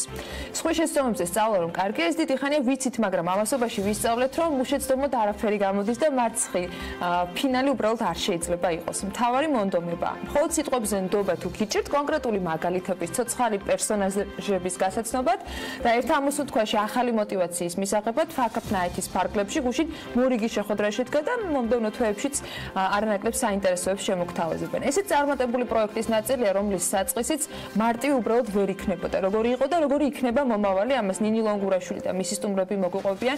ნინი დილამშვიდობისა. დილამშვიდობისა, ანა მივესალმებით ჩვენ მაყურებელსაც. მაყურებელს რომ ვუთხრათ, ზოგადად საიდან იღებს სათავეს მოძრაობა Fuckup Nights-ი, ის მექსიკიდან იწყება და პირველად 2012 წელს ჩატარდა. 7 წელია მთელი მსოფლიოს მასშტაბით 94 ქვეყანასა და 300-ზე მეტ ქალაქში თვეში ერთხელ ერთ საღამოს ტარდება. ამ ტრადიციის მიხედვით ისე როგორც გუშინ თბილისში წარმატებული ადამიანები პროფესიული მარცხის ისტორიებს ყვებიან. დღეს საქმიანობაში ნამდვილად წარმატებული ადამიანები ყავს სტუმრად, თუმცა არც მათი გზა ყოფილა გამარჯვებამდე მარტივი. დღევანდელი საქმიანი დილის სტუმრები კონკრეტულ ისტორიებსაც გაგვიზიარებენ და ვიდრე ქეთალომიძის და ქეთი ებანოიძის ამბებს მოვისმენთ, დილიდან თქვენი მაყურებლის მოტივაცია რომ საქმიანად ავამაღლოთ, მცირე ჩამონათვალს იმ წარუმატებელ ისტორიებზე გავაკეთებ, რომელთა მთავარი შემოქმედებიც მსოფლიო მილიარდერთა სიის სათავეებში მუდმივად ხვდებიან. მოკლედ ასე მართალია ბილ გეიტს დიდად არ უყვარს ამ ისტორიის აფიშირება, მაგრამ მისი პირველი კომპანია საგზაო მოძრაობის მწვრთნელების ინსტალაცია იყო, რომელმაც გარდა იმისა, რომ სრული ფიასკო განიცადა, დამწყებ ბიზნესმენებს რეპუტაციაც სერიოზულად შეულახა. თუმცა დღევანდელი გადმოსახედიდან დიდი ვერაფერი დააკლო, ბილ გეიტსი კი ვიცით ახლა სადაც არის და ვინც არის. გარლანდ დევიდ სანდერსმა კი 1000-ზე მეტი უარი მიიღო, ვიდრე დასახულს მიზანს მიაღწევდა და დღეს მისი ქსელი KFC მსოფლიოს 120 ქვეყანაში თითქმის 17000 სავაჭრო ცენტრით არის წარმოდგენილი. სამხრეთ კალიფორნიის კინემატოგრაფიის სკოლაში სტივენ სპილსბერგმა გასაუბრება ვერ გაიარა, ასევე ჩაიჭრა ამავე სკოლის განმეორებით გამოცდებზეც და ვერც სხვა ფაკულტეტებზე მოახერხა ჩაბარება. დღეს კი სპილბერგის ფილმები Forbes-ის ყველაზე მაღალ შემოსავლიანი ფილმების ათეულში სტაბილურად ლიდერობენ. ასევე Walt Disney-ის ამბავიც არ დაწყებულა ვარსკვლავების წვეტით, MGM სტუდიო მსოფლიოში ყველაზე ცნობილი მულტპერსონაჟი მიკი მაუსი იმ მოტივით დაბლოკა, რომ თაგვი ქალთა აუდიტორიის ნაწილს დააფრთხობდა. Disney სტუდია დღეს მსოფლიოში ერთ-ერთი უმსხვილესი არის და ანიმაციის ერთ-ერთ ფუძემდებლად ითვლება. დარწმუნებული ვარ, ყველას წაკითხული თუ არა ნანახი მაინც გვაქვს ჰარი პოტერის რომელიმე სერია მაინც, რომლის ავტორის ისტორიაც ბევრი წელი იმედგაცრუებასთან, მარცხთან, ღალატთან და ყველაფერ უარყოფითთან ასოცირდებოდა. პირადი ტრაგედიების გარდა ჯოან როლინგს უარი გამომცემლებმაც არაერთხელ უთხრეს. ყველაფერი დანარჩენისთვის კი არსებობს Forbes-ში და BMG, იქამდე კი საქმიანი დილა არის და მოდის სტუმრებს მივესალმოთ. ორი ქეთი ყავს სტუმრად. ქეთალომიძე იუბილარია სხვა გილოს პირდაპირ ეთერში. კარგი, მოდი ქეთა შენგან დავიწყებ იუბილარისგან. ქეთი. ქეთი. იუბილარისგან შენგან დავიწყებ. დარწმუნებული ვარ, რომ აი ამ ისტორიების მოსმენის შემდეგ კიდევ უფრო აგვიმაღლდა მოტივაცია. დავიწყოთ გუშინდელი ღონისძიებით. როგორ ჩატარდა ეს ღონისძიება და ზოგადად Fuckup Nights-ზე კიდევ უფრო მეტი ინფორმაცია რომ მივაწოდოთ მაყურებელს, საიდან იღებს სათავეს და რამდენი ხანია რაც საქართველოს ჩართული არის აი ამ მოძრაობაში. როგორც თქვენ აღნიშნეთ, მექსიკაში დაიწყო. ჩვენ დავიწყეთ 9 თვის წინ, ანუ ეს იყო Fuckup Nights-ის მე-9 გამოშვება, გუშინდელი საღამო, 4 ძალიან საინტერესო სტუმარი ყავდა და ერთ-ერთი ქეთა და მნიშვნელოვანია რომ ჩვენ ვცდილობთ ყოველ ღონისძიებაზე ყავდეს სხვადასხვა სფეროს წარმომადგენელი, რომ აუდიტორიისთვის იყოს საინტერესო მოსმენა. გუშინ ყავდა ტექნოლოგიური სტარტაპიც და სხვადასხვა მიმართულების წარმომადგენლები. მე მგონი კარგად ჩაიარა გუშინდელმა საღამომ აუდიტორიაც ძალიან კმაყოფილი იყო. სტუმრები თვითონ მნიშვნელოვანია რომ ძალიან დაინტერესდნენ მაყურებლები და სტუმრები ამ ღონისძიებით, რომ ყველა ღონისძიებაზე სადღაც 200-მდე ადამიანი მოდის, ყიდულობს ბილეთს, ესწრება ამ ღონისძიებას და ეს ჩვენ ძალიან გვიხარია. დარწმუნებული ვარ, თვეში ერთხელ იმართება შესაბამისად ბევრი ისტორია გაქვთ მოსმენები. ესეთი ყველაზე დასამახსოვრებელი მარცხი სპიკერების მხრიდან რა გახსოვთ და საუკეთესო ისტორია. მე გავიხსენო ყველაზე ესეთი ფრაზა, რომელიც ერთ-ერთმა სპიკერმა, ჩვენ წინა გამოშვება იყო ინგლისურენოვანი Fuckup Nights-ი, საუბრობდნენ ადამიანები, ვინც არ არიან ქართველები და ცხოვრობენ საქართველოში. ტომას ბანცი არის ესეთი პროდიუსერი, რომელიც ჰოლივუდში მუშაობდა თავის დროზე, ახლა კოდასტორიში მუშაობს, საქართველოში ცხოვრობს და ესეთი ფრაზა თქვა და ძალიან ჩამრჩა, რომ მე ყველა ახალ სამსახურში მიღებენ არა იმიტომ, რომ მე რაღაცა წარმატებას მივაღწიე, არამედ იციან ჩემი წარუმატებლობების შესახებ და მიყვანენ სამსახურში იმის გამო, რომ მე მაქვს აი ეს წარუმატებლობები გამოვლილი და მე მგონი ძალიან მნიშვნელოვანია, რომ ყველამ გავითავისოთ, რომ ესეთი რაღაცა წარუმატებლობა მარცხი არის ძალიან მნიშვნელოვანი იმისთვის, რომ განვითარდე, შენს შეცდომებს გადაავლო თვალი, წინ გაიხედო, გააგრძელო, გამოასწორო შეცდომები და მიაღწიო ამ ხის მანძილზე ეს ყველაზე გავრცელებული წარუმატებლობის მიზეზები, ანუ რა გხვდებათ, რაც მოგისმენიათ? იყო მაგალითად აი გუნდში სხვადასხვა მიზნისკენ სწრაფვა, ერთი საქმიანობის კეთება, მაგრამ სხვადასხვა ხედვა, რომელმაც შედეგად მოიტანა ის, რომ დაიშალა ეს ბიზნესი. არის ხოლმე რაღაცა მენეჯმენტის საკითხები, არის ხოლმე ხანდახან აი ქეთას ჰქონდა მაგალითი ახალგაზრდობის გამოდაშებული შეცდომები მაგალითად ისტორია. სხვადასხვა ძალიან ესეთი მრავალფეროვანი მიმართულება არის. ქეთა, რა ისტორიები მოყევი გუშინდელ ღონისძიებაზე სპიკერის ამპლუაში და რა გაქვს ჩვენი მაყურებლისთვის მოსაყოლი იმისთვის, რომ ჩვენი მაყურებელსაც აუმაღლდეს მოტივაცია ის, რომ ქეთა დღეს აქ არის, რა განიცადა იმისთვის, რომ ეს წარმატებული ადამიანი შემდგარიყო. აი იმ სიაში რომ მოხვდები, ადამიანები წარმატებული. ბილ გეიტსის გვერდზე რო იქნები. რაც შეეხება გუშინდელ საღამოს, ძალიან დიდი მადლობა მინდა გადავხატო ქეთის და Impact Hub Tbilisis, რომ მსგავსი ტიპის ღონისძიებებს ატარებს. მე ვიყავი პირველად გუშინ, ანუ და მართლა გაოცებული ვარ, ჯერ თვითონ იდეა იყო, ანუ იდეა არის ძალიან საინტერესო. რატომ? ძირითადად არის ხოლმე რომ წარმატების რაღაც ისტორიებს ყვებით და ანუ ეს წარმატება ყველასთვის რაღაცნაირ სხვა და სხვანაირია. როგორი შეგრძნება არის შენი წარმატებულობა გაუზიარო ამ მსმენელებს? ჩემთვის მაგალითად პირადად ჩემთვის ყველაზე მნიშვნელოვანია რაღაცა მარცხი, იმედგაცრუება, ეს მგონია რომ ყველაზე დიდი გამოცდილება, რაც შეიძლება ადამიანმა მიიღოს და რაღაც ამით გემატება უფრო დიდი ძალა, უფრო დიდი ენერგია, რომ კიდევ უფრო რაღაცა სხვა რაღაცებიც გააკეთო. ჩემი თავიდან გამომდინარე, საბედნიეროდ ბევრი მარცხი არ მქონია, კი არა და არ ვიცი, სერიოზული მარცხი არ მქონია, მაგრამ ერთი არის გასწავს. დაბკოლებები სულ მაქვს, რა თქმა უნდა, ეს ბუნებრივი, ამის გარეშე არ ვიცი მე საქმეს საერთოდ როგორ შეიძლება გააკეთო, მაგრამ ეს ერთგვარი მოტივაციაც არის, რომ ძალიან მნიშვნელოვანი არის ერთი რამ.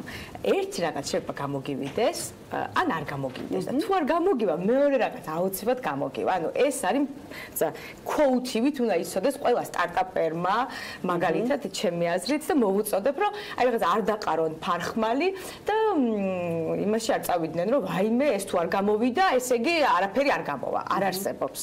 და შეგეცა იყავი სტარტაპი, ჩაეჭიდე ისეთ საქმეს, რომელიც საქართველოს მაშინ რეალურად ახალი ხილი იყო, ხო? ხო, ჩემ შემთხვევაში ამას მართლა დღემდე განვიცდი და მიმაჩნია, რომ ერთ-ერთი ყველაზე დიდი მარცხი შეიძლება ყოფილიყო. არსებობს, რომელიც მთელი ცხოვრება გულში ხდება და გულს ყდება, რომ მაშინ ალბათ ძალიან ახალგაზრდა ვიყავი, ამას ვაბრალებ. ჩემს მეგობრებთან ერთად 11 წლის წინ გავაკეთე პირველი ონლაინ ჟურნალი. ხო და იცით რაში იყო საქმე, რომ ჩვენ არ ვიცოდით რა იყო ონლაინ ჟურნალი და შესაბამისად ბაზარმა წავიდა. ამიტომ ჩვენც არ ვიცოდით, არც ვისწავლეთ. აი ძალიან ნანო ფამას, რომ რაღაცა 4-ნი ვიყავით, 3 გოგო, სხვათა შორის ის ქალების women powers მაკედან მოდის ეს ჩემი მიდგომა, რომ ქალებს ყველაფერი შეუძლიათ და ვნანობ იმას, რომ არც ერთს არ მოგვინდა უფრო სიღრმისეულად ამ თემის შესწავლა. კი, არ ვიცოდით, არ ჩვენ და დავუშვათ ირგვლივ არც არავინ, მართლა არ ვიცოდით, აი რა იყო, როგორ უნდა გვემუშავა მაშინ. თავიდან თუ არც იცნობდა ბაზარი აი ამ სფეროს, რატომ ჩაეჭიდეთ ონლაინ პლატფორმას? იმიტომ რომ იყო უფასო. რაღაცა ინტუიციაც იყო ალბათ. იყო, კი, ამას ვაბრალებთ.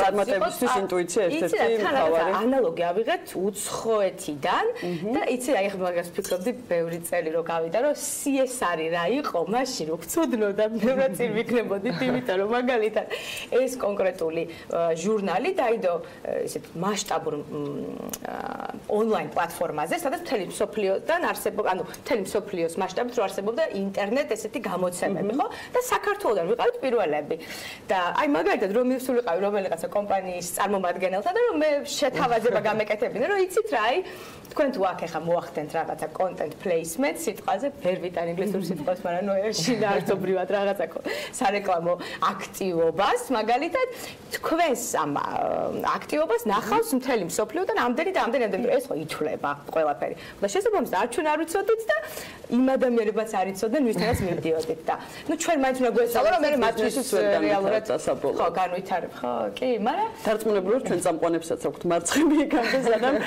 აი დღე მოყვები ჩემი ჩემი სარგებლობებს არა მოგვიყევი შენი მარცხის შესახებ იმ ისტორიას არ სამსახურეობრივად და პროფესიულად ბევრი ყოფილა ხამ ბევრი სამსახური გავამიცვლი ერთი სამსახურიდან 4 ჯერაც გამოშვებული და დაბრუნებული ხო მაგრამ ბოლოს ეს გადაჭრეს და ეხლა ვეღარ დავუბრუნდები ალბათ იმ სამსახურს ეს არჩეულებრივი სამსახური გაქვს მე გეკითხა ეხლა არჩეულებრივ პოზიციაზეც ხარ საქმის კურსი არჩეულებრივ ჩაგვაყენებს დღის მეორე ნახევარში ბიზნეს ანალიტიკა დღეს ანალიტიკა ელენე კვანჭელაშვილი მაშინ ელენე კვანჭელაშვილსაც ექნება მარცხები დარწმუნებული ყველას აქვს თავისი მარცხი მოდით სანამ ჰაბ თბილისზე გადავიდოდეთ კეთე შენთან კითხვით მაყურებელს უთხრათ ანუ რა უნდა გააკეთონ იმისთვის რომ წარმატებას მიაღწიონ ანუ თქვენი გამოცდილებიდან აი ამ ბევრი ამბების მოსმენიდან რა უნდა გააკეთონ იმისთვის რომ წარმატებას მიაღწიონ ანუ რას უნდა გაუძლონ იმისთვის რომ ყველაფერი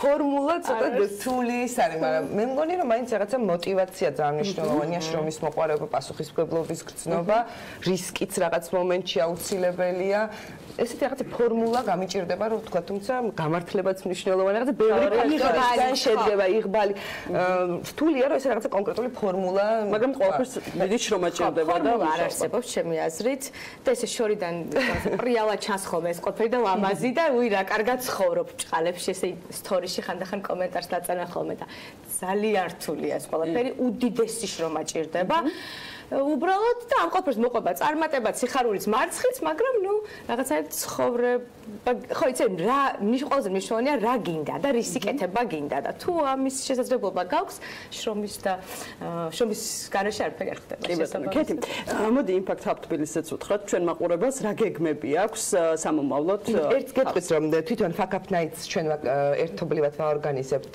თბილისის სტარტაპ ბიუროსთან ერთად და მათი ინიციატივით თებერვლის ბოლოს გამოიცემა ქართულ ენაზე კრებული Fuckup ისტორიების მარცხის ისტორიების და საინტერესო იქნება საკითხად საინტერესო იქნება რა შეიძლება იმპაქტ ჰაბ თბილის ძალიან დატვირთული წელი გვაქვს წელს რამდენიმე პროექტს და პროგრამას ვიწყებთ პირველ რიგში გეტყვით რომ თებერვალში ვიწყებთ ახალგაზრდებისთვის 18-დან 20 წლამდე ეხლა თებერვალში ვიწყებთ პროექტს ახალგაზრდებისთვის რომელსაც აინტერესებთ კულტურული მემკვიდრეობა და ამავდროულად მეწარმეობა ეს ევროკომისიის გრანტი ავიღეთ 6 საერთაშორისო პროექტი 6 სხვადასხვა იმპაქტ ჰაბია ჩართული და საბოლოოდ 4 ქართველი სტუდენტი ახალგაზრდა წავიყვანთ ესპანეთში სადაც ისინი გაიზიარებენ გამოცდილებას თავიანთი ასაკის ახალგაზრდებისას, რომლებიც ცხოვრობენ სხვადასხვა ქალაქში. გარდა ამისა, გეგმავთ ძალიან საინტერესო პროექტს და კეთას მოეწონება. ეს არის 60+ ქალებისთვის პროექტი. ანუ გვინდა რომ გავაძლიეროთ არა მარტო ახალგაზრდა ქალები, არამედ მივცეთ შესაძლებლობა 60+ ქალებს რომ თავიანთი თავის რეალიზება მოახდინონ. მე დეტალებზე ამ საკითხზეც დაგელაპარაკებთ და თუ მოგვიწევთ ამაზეც ვისაუბრებთ. ჩვენი კარი თქვენ ვაგრძელებთ ასევე ჩვენ სტუდენტურ პროგრამას, აი ანასთან ბევრჯერ ყოფილვართ ამ თემაზე, Social Impact Awards, რომელიც სოციალურ მეწარმეობას ასწავლის სტუდენტებს. გარდა ამისა, ჩვენ წელს დავიწყეთ ბავშვებისთვის, 11-13 წლის ბავშვებისთვის სტარტაპ ანბანი ესეთი პროექტი, სადაც ბავშვებს მარტივ ბავშვურ ენაზე გადმოცემულად ვასწავლით, როგორ შეიძლება რომ თავიანთი იდეა რეალურად განახორციელონ და წელს ძალიან კარგი შედეგი გვქონდა საშობაო ბაზრობაზე, რომელიც ფაბრიკაში გაიმართა ამ 10 გუნდმა ანუ ოცნობა ბავშვმა თავიანთი შექმნილი პროდუქტები გამოიტანეს და გაყიდეს და გვინდა რომ გავაგრძელოთ ეს და კიდევ სხვა საკობრივი ჯგუფებიც დავამატოთ და კიდევ ძალიან დიდ ღონისძიებას გვექნოთ, რომელსაც ეხა არ გეტყვით, მაგრამ აუცილებლად ვისაუბრებთ საერთაშორისო მასშტაბურ ღონისძიებას გვექნოთ ივნისის თვეში და ამასაც ვენებთ. ჩაგვაყენებთ საქმის ხოში. მადლობა სტუმრობისთვის, მადლობა ისტორიების გაზიარებისთვის. მადლობა თქვენ, ქეთალომიძე კულინარტის მთავარი რედაქტორი და ქეთი ებანოიძე Impact Hub Tbilisis თანადამფუძნებელი იმყოფებოდნენ ჩვენთან ერთად. მადლობა კიდევ ერთხელ მათ სტუმრობისთვის და იმედია დილიდან мотиваცია აგიმაღლებთ და დღეს საქმიანად წარმატებულად გავუწყობთ. ახლა მცირე სარეკლამო პაუზა გონდება, იქამდე ამინდის გრძელვადიან პროგნოზს გადავხედოთ და დარწმუნებული ვარ, რომ ორი ქეთის ისტორიებს კიდევ ბევრჯერ მოვისმენთ და არა მხოლოდ ერთ კონკრეტულ Fuckup Nights ფარგლებში, გვექნება შესაძლებლობა, რომ მათთან ვისაუბროთ ძალიან ბევრ წარმატებულ პროექტზე, მათ შორის და არა მხოლოდ წარმატებულებზე და მარცხებზე. დაგიბუდებით რამდენიმე წუთში. ამინდის პროგნოზის სპონსორია სადაზღვევო კომპანია უნისონი. თავისუფალი დაზღვევა თქვენი სიმშვიდისათვის.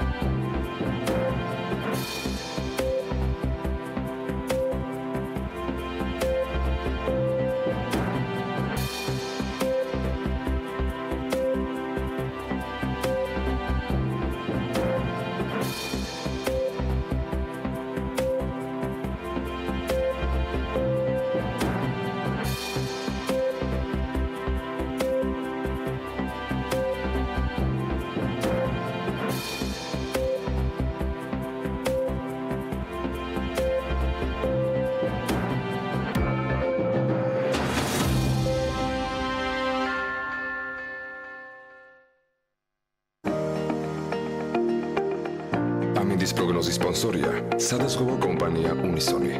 თავისუფალი დაზღვევა თქვენი სიმშვიდისათვის.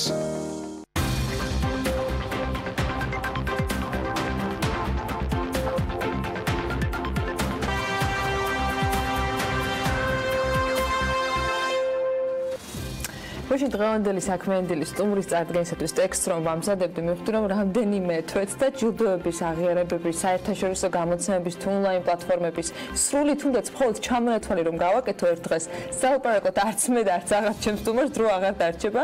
ასეთი წარდგენა დღეს საქართველოში მხოლოდ რამდენიმე კომპანიის და ბიზნესის არის შესაძლებელი. რთული მისახვედრი არ არის, რომ ამ პარასკევი საქმიანი ბლოგს ძალიან მაგარი ამბის ერთ-ერთ მთავარ შემოქმედთან ერთად დავხურავთ. ლევან ბერულავა, ჯგუფის მართველი დირექტორი შემოგვიერთა სტუდიაში. ლევანს მივესალმები და ვიდრე მასთან საუბარს დავიწყოთ, უბრალოდ მადლობა მინდა უთხრა იმისთვის, რომ საქართველოს ასეთი მასშტაბის და ასეთი სეგმენტის ადამიანებისათვის სასტუმრო სტამბამ წარადგინა, გააცნო და ასეთი შესაძლებლობა გააჩინა. გილოცავთ ინდუსტრიის ნამდვილად ერთ-ერთი საუკეთესო და ერთ-ერთი ყველაზე პრესტიჟული ჯილდოს მფლობელობას, ერთ Global Awards-ზე სტამბამ ხალხის რჩეულის ტიტული მიიღო.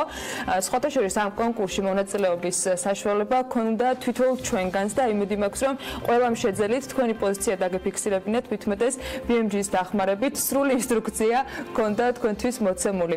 ამ ინსტრუქციას ვინც მიყვადა, ვინც მათ შორის ეს ამბავი წაიკითხა, ჯერ კიდევ ვიდრე გამარჯვებული სტატუსს მიიღებდნენ, ჰქონდათ შესაძლებლობა ასევე არაჩვეულებრივი ვიდეო ენახათ, რომელიც სტამბას უკავშირდება და ვინც ვერ ნახა, ან ვინც ნახა, კიდევ ერთხელ ექნება შესაძლებლობა საქმიანი დილის მაყურებელს მინდა ვაჩვენო ამ არაჩვეულებრივ გარემოში გადაღებული ნამდვილად ძალიან მაღალი ხარისხის ვიდეოკლიპი.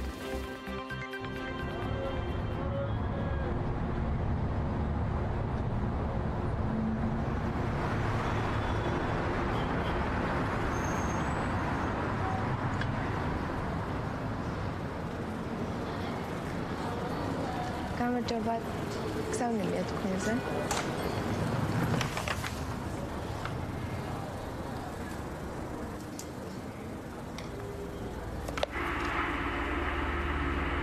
remember this place? It took me a second to realize it was you.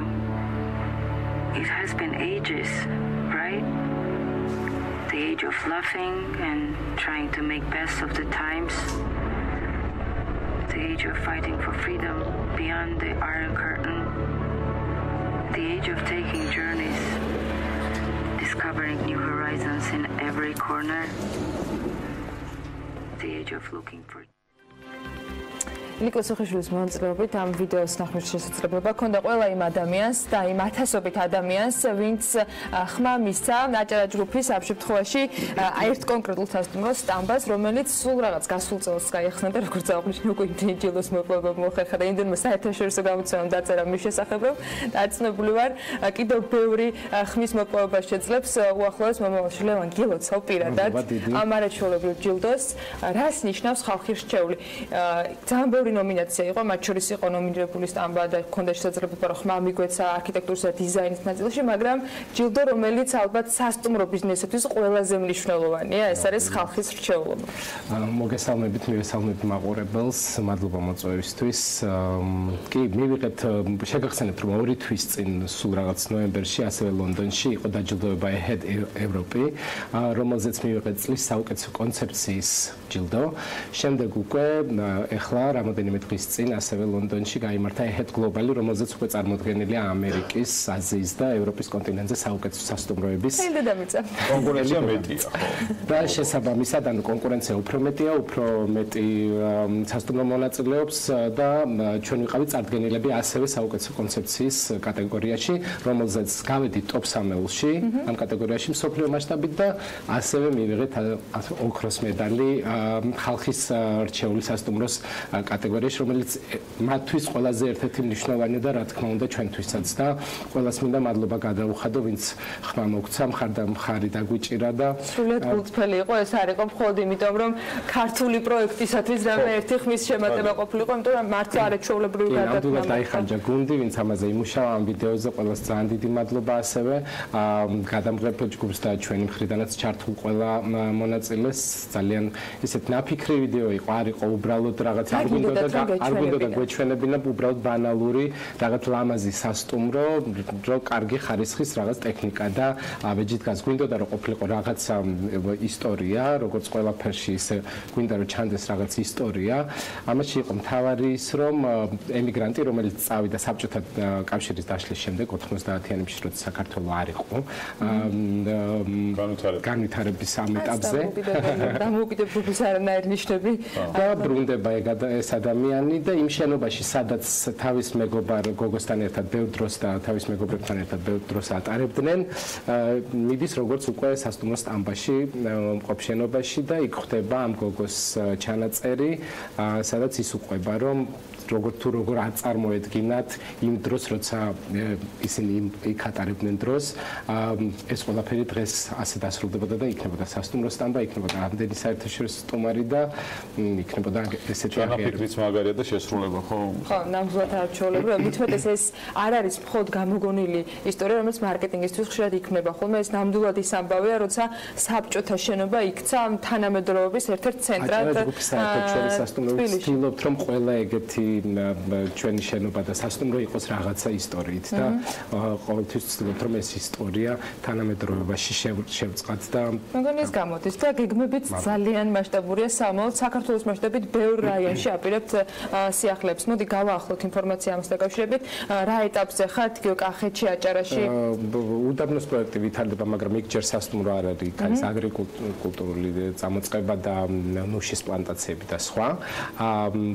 შემდეგი ჩვენი სასტუმროს გახსნა იგეგმება რუმსკოხტა, რომელიც ბაკურიანის თავზე არის და დაახლოებით ალბათ გაზაფხულის ბოლოსკენ გეგმავთ soft openings ასეთ წოდებულს და შემდეგ უკვე აჭარაშიც გვაქვს პროექტები ციხისძირში და ბათუმში, რომელსაც ვანვითარებთ და ყველაფერს ახლეს აუცილებლად ჩვენი გუნდი გაგაგებინებთ ტელევიზიების და მედიის საშუალებით. დაძინებულია რომ ჩვენ აუცილებლად გვექნება ამ ყოფილს გაზიარება. საერთაშორისო გეგმებიც გაქვს. საერთაშორისო გეგმებიც გვაქვს, ვლაპარაკობთ კონკრეტულად მაგალითად ნიუ-იორკთან.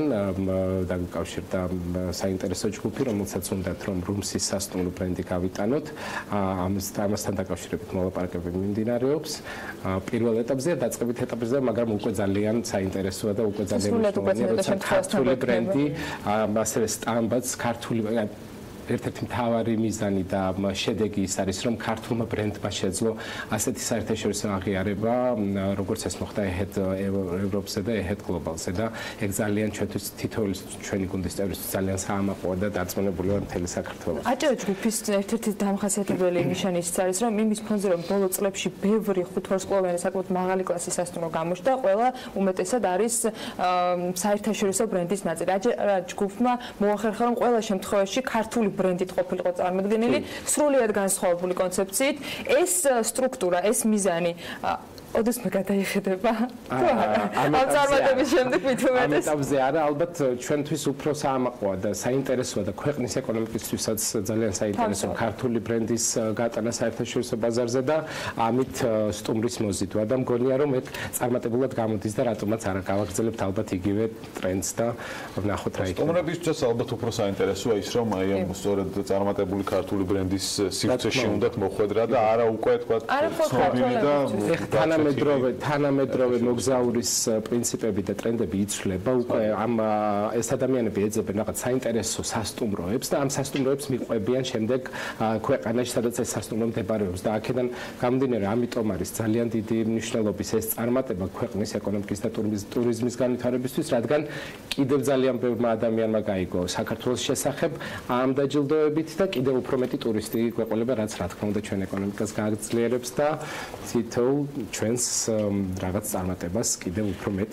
მადლობა თქვენ ამ შესაძლებლობისათვის, რომ კიდევ ერთხელ გილოცვა და დარწმუნებული ვარ, რომ კიდევ ბევრის მოლოცვის შესაძლებლობა გვექნება და კიდევ ძალიან ბევრ წარმატებას მოვისმენთ აჭარა ჯგუფის ძალიან საინტერესო პროექტებთან დაკავშირებით. მადლობა კიდევ ერთხელ ლევან ბერულოვას, აჭარა ჯგუფის მმართველ დირექტორს მასპინძლობდით და კიდევ ერთხელ მინდა მაყურებელს ვუთხროთ მოუწესეთ თამებს ვაცხადებ ხოლმე EHED Global Award-ზე სასტუმრო სტამბამ, რომელიც სულ რამდენიმე თვის წინ გაიხსნა ხალხის რჩეულის ჯილდო მიიღო, მას შემდეგ რაც ლონდონში გამდა ევროპის დაჯილდოებაზე მიიღეს როგორც განსაკუთრებული რჩეული და რჩეული კონცეფციის მქონე სასტუმროს შემქმნელებმა. წარმატებები აჭარა ჯგუფს და ამ არაჩვეულებრივ გუნდს, რომლებიც დედაქალაქის ცენტრში ფაქტობრივად ძველი საბჭოური სტილის შენობის ახალი სიცოცხლის სულის შემქმნელები და ძალიან საინტერესო კონცეფციის შემქმნელები არიან.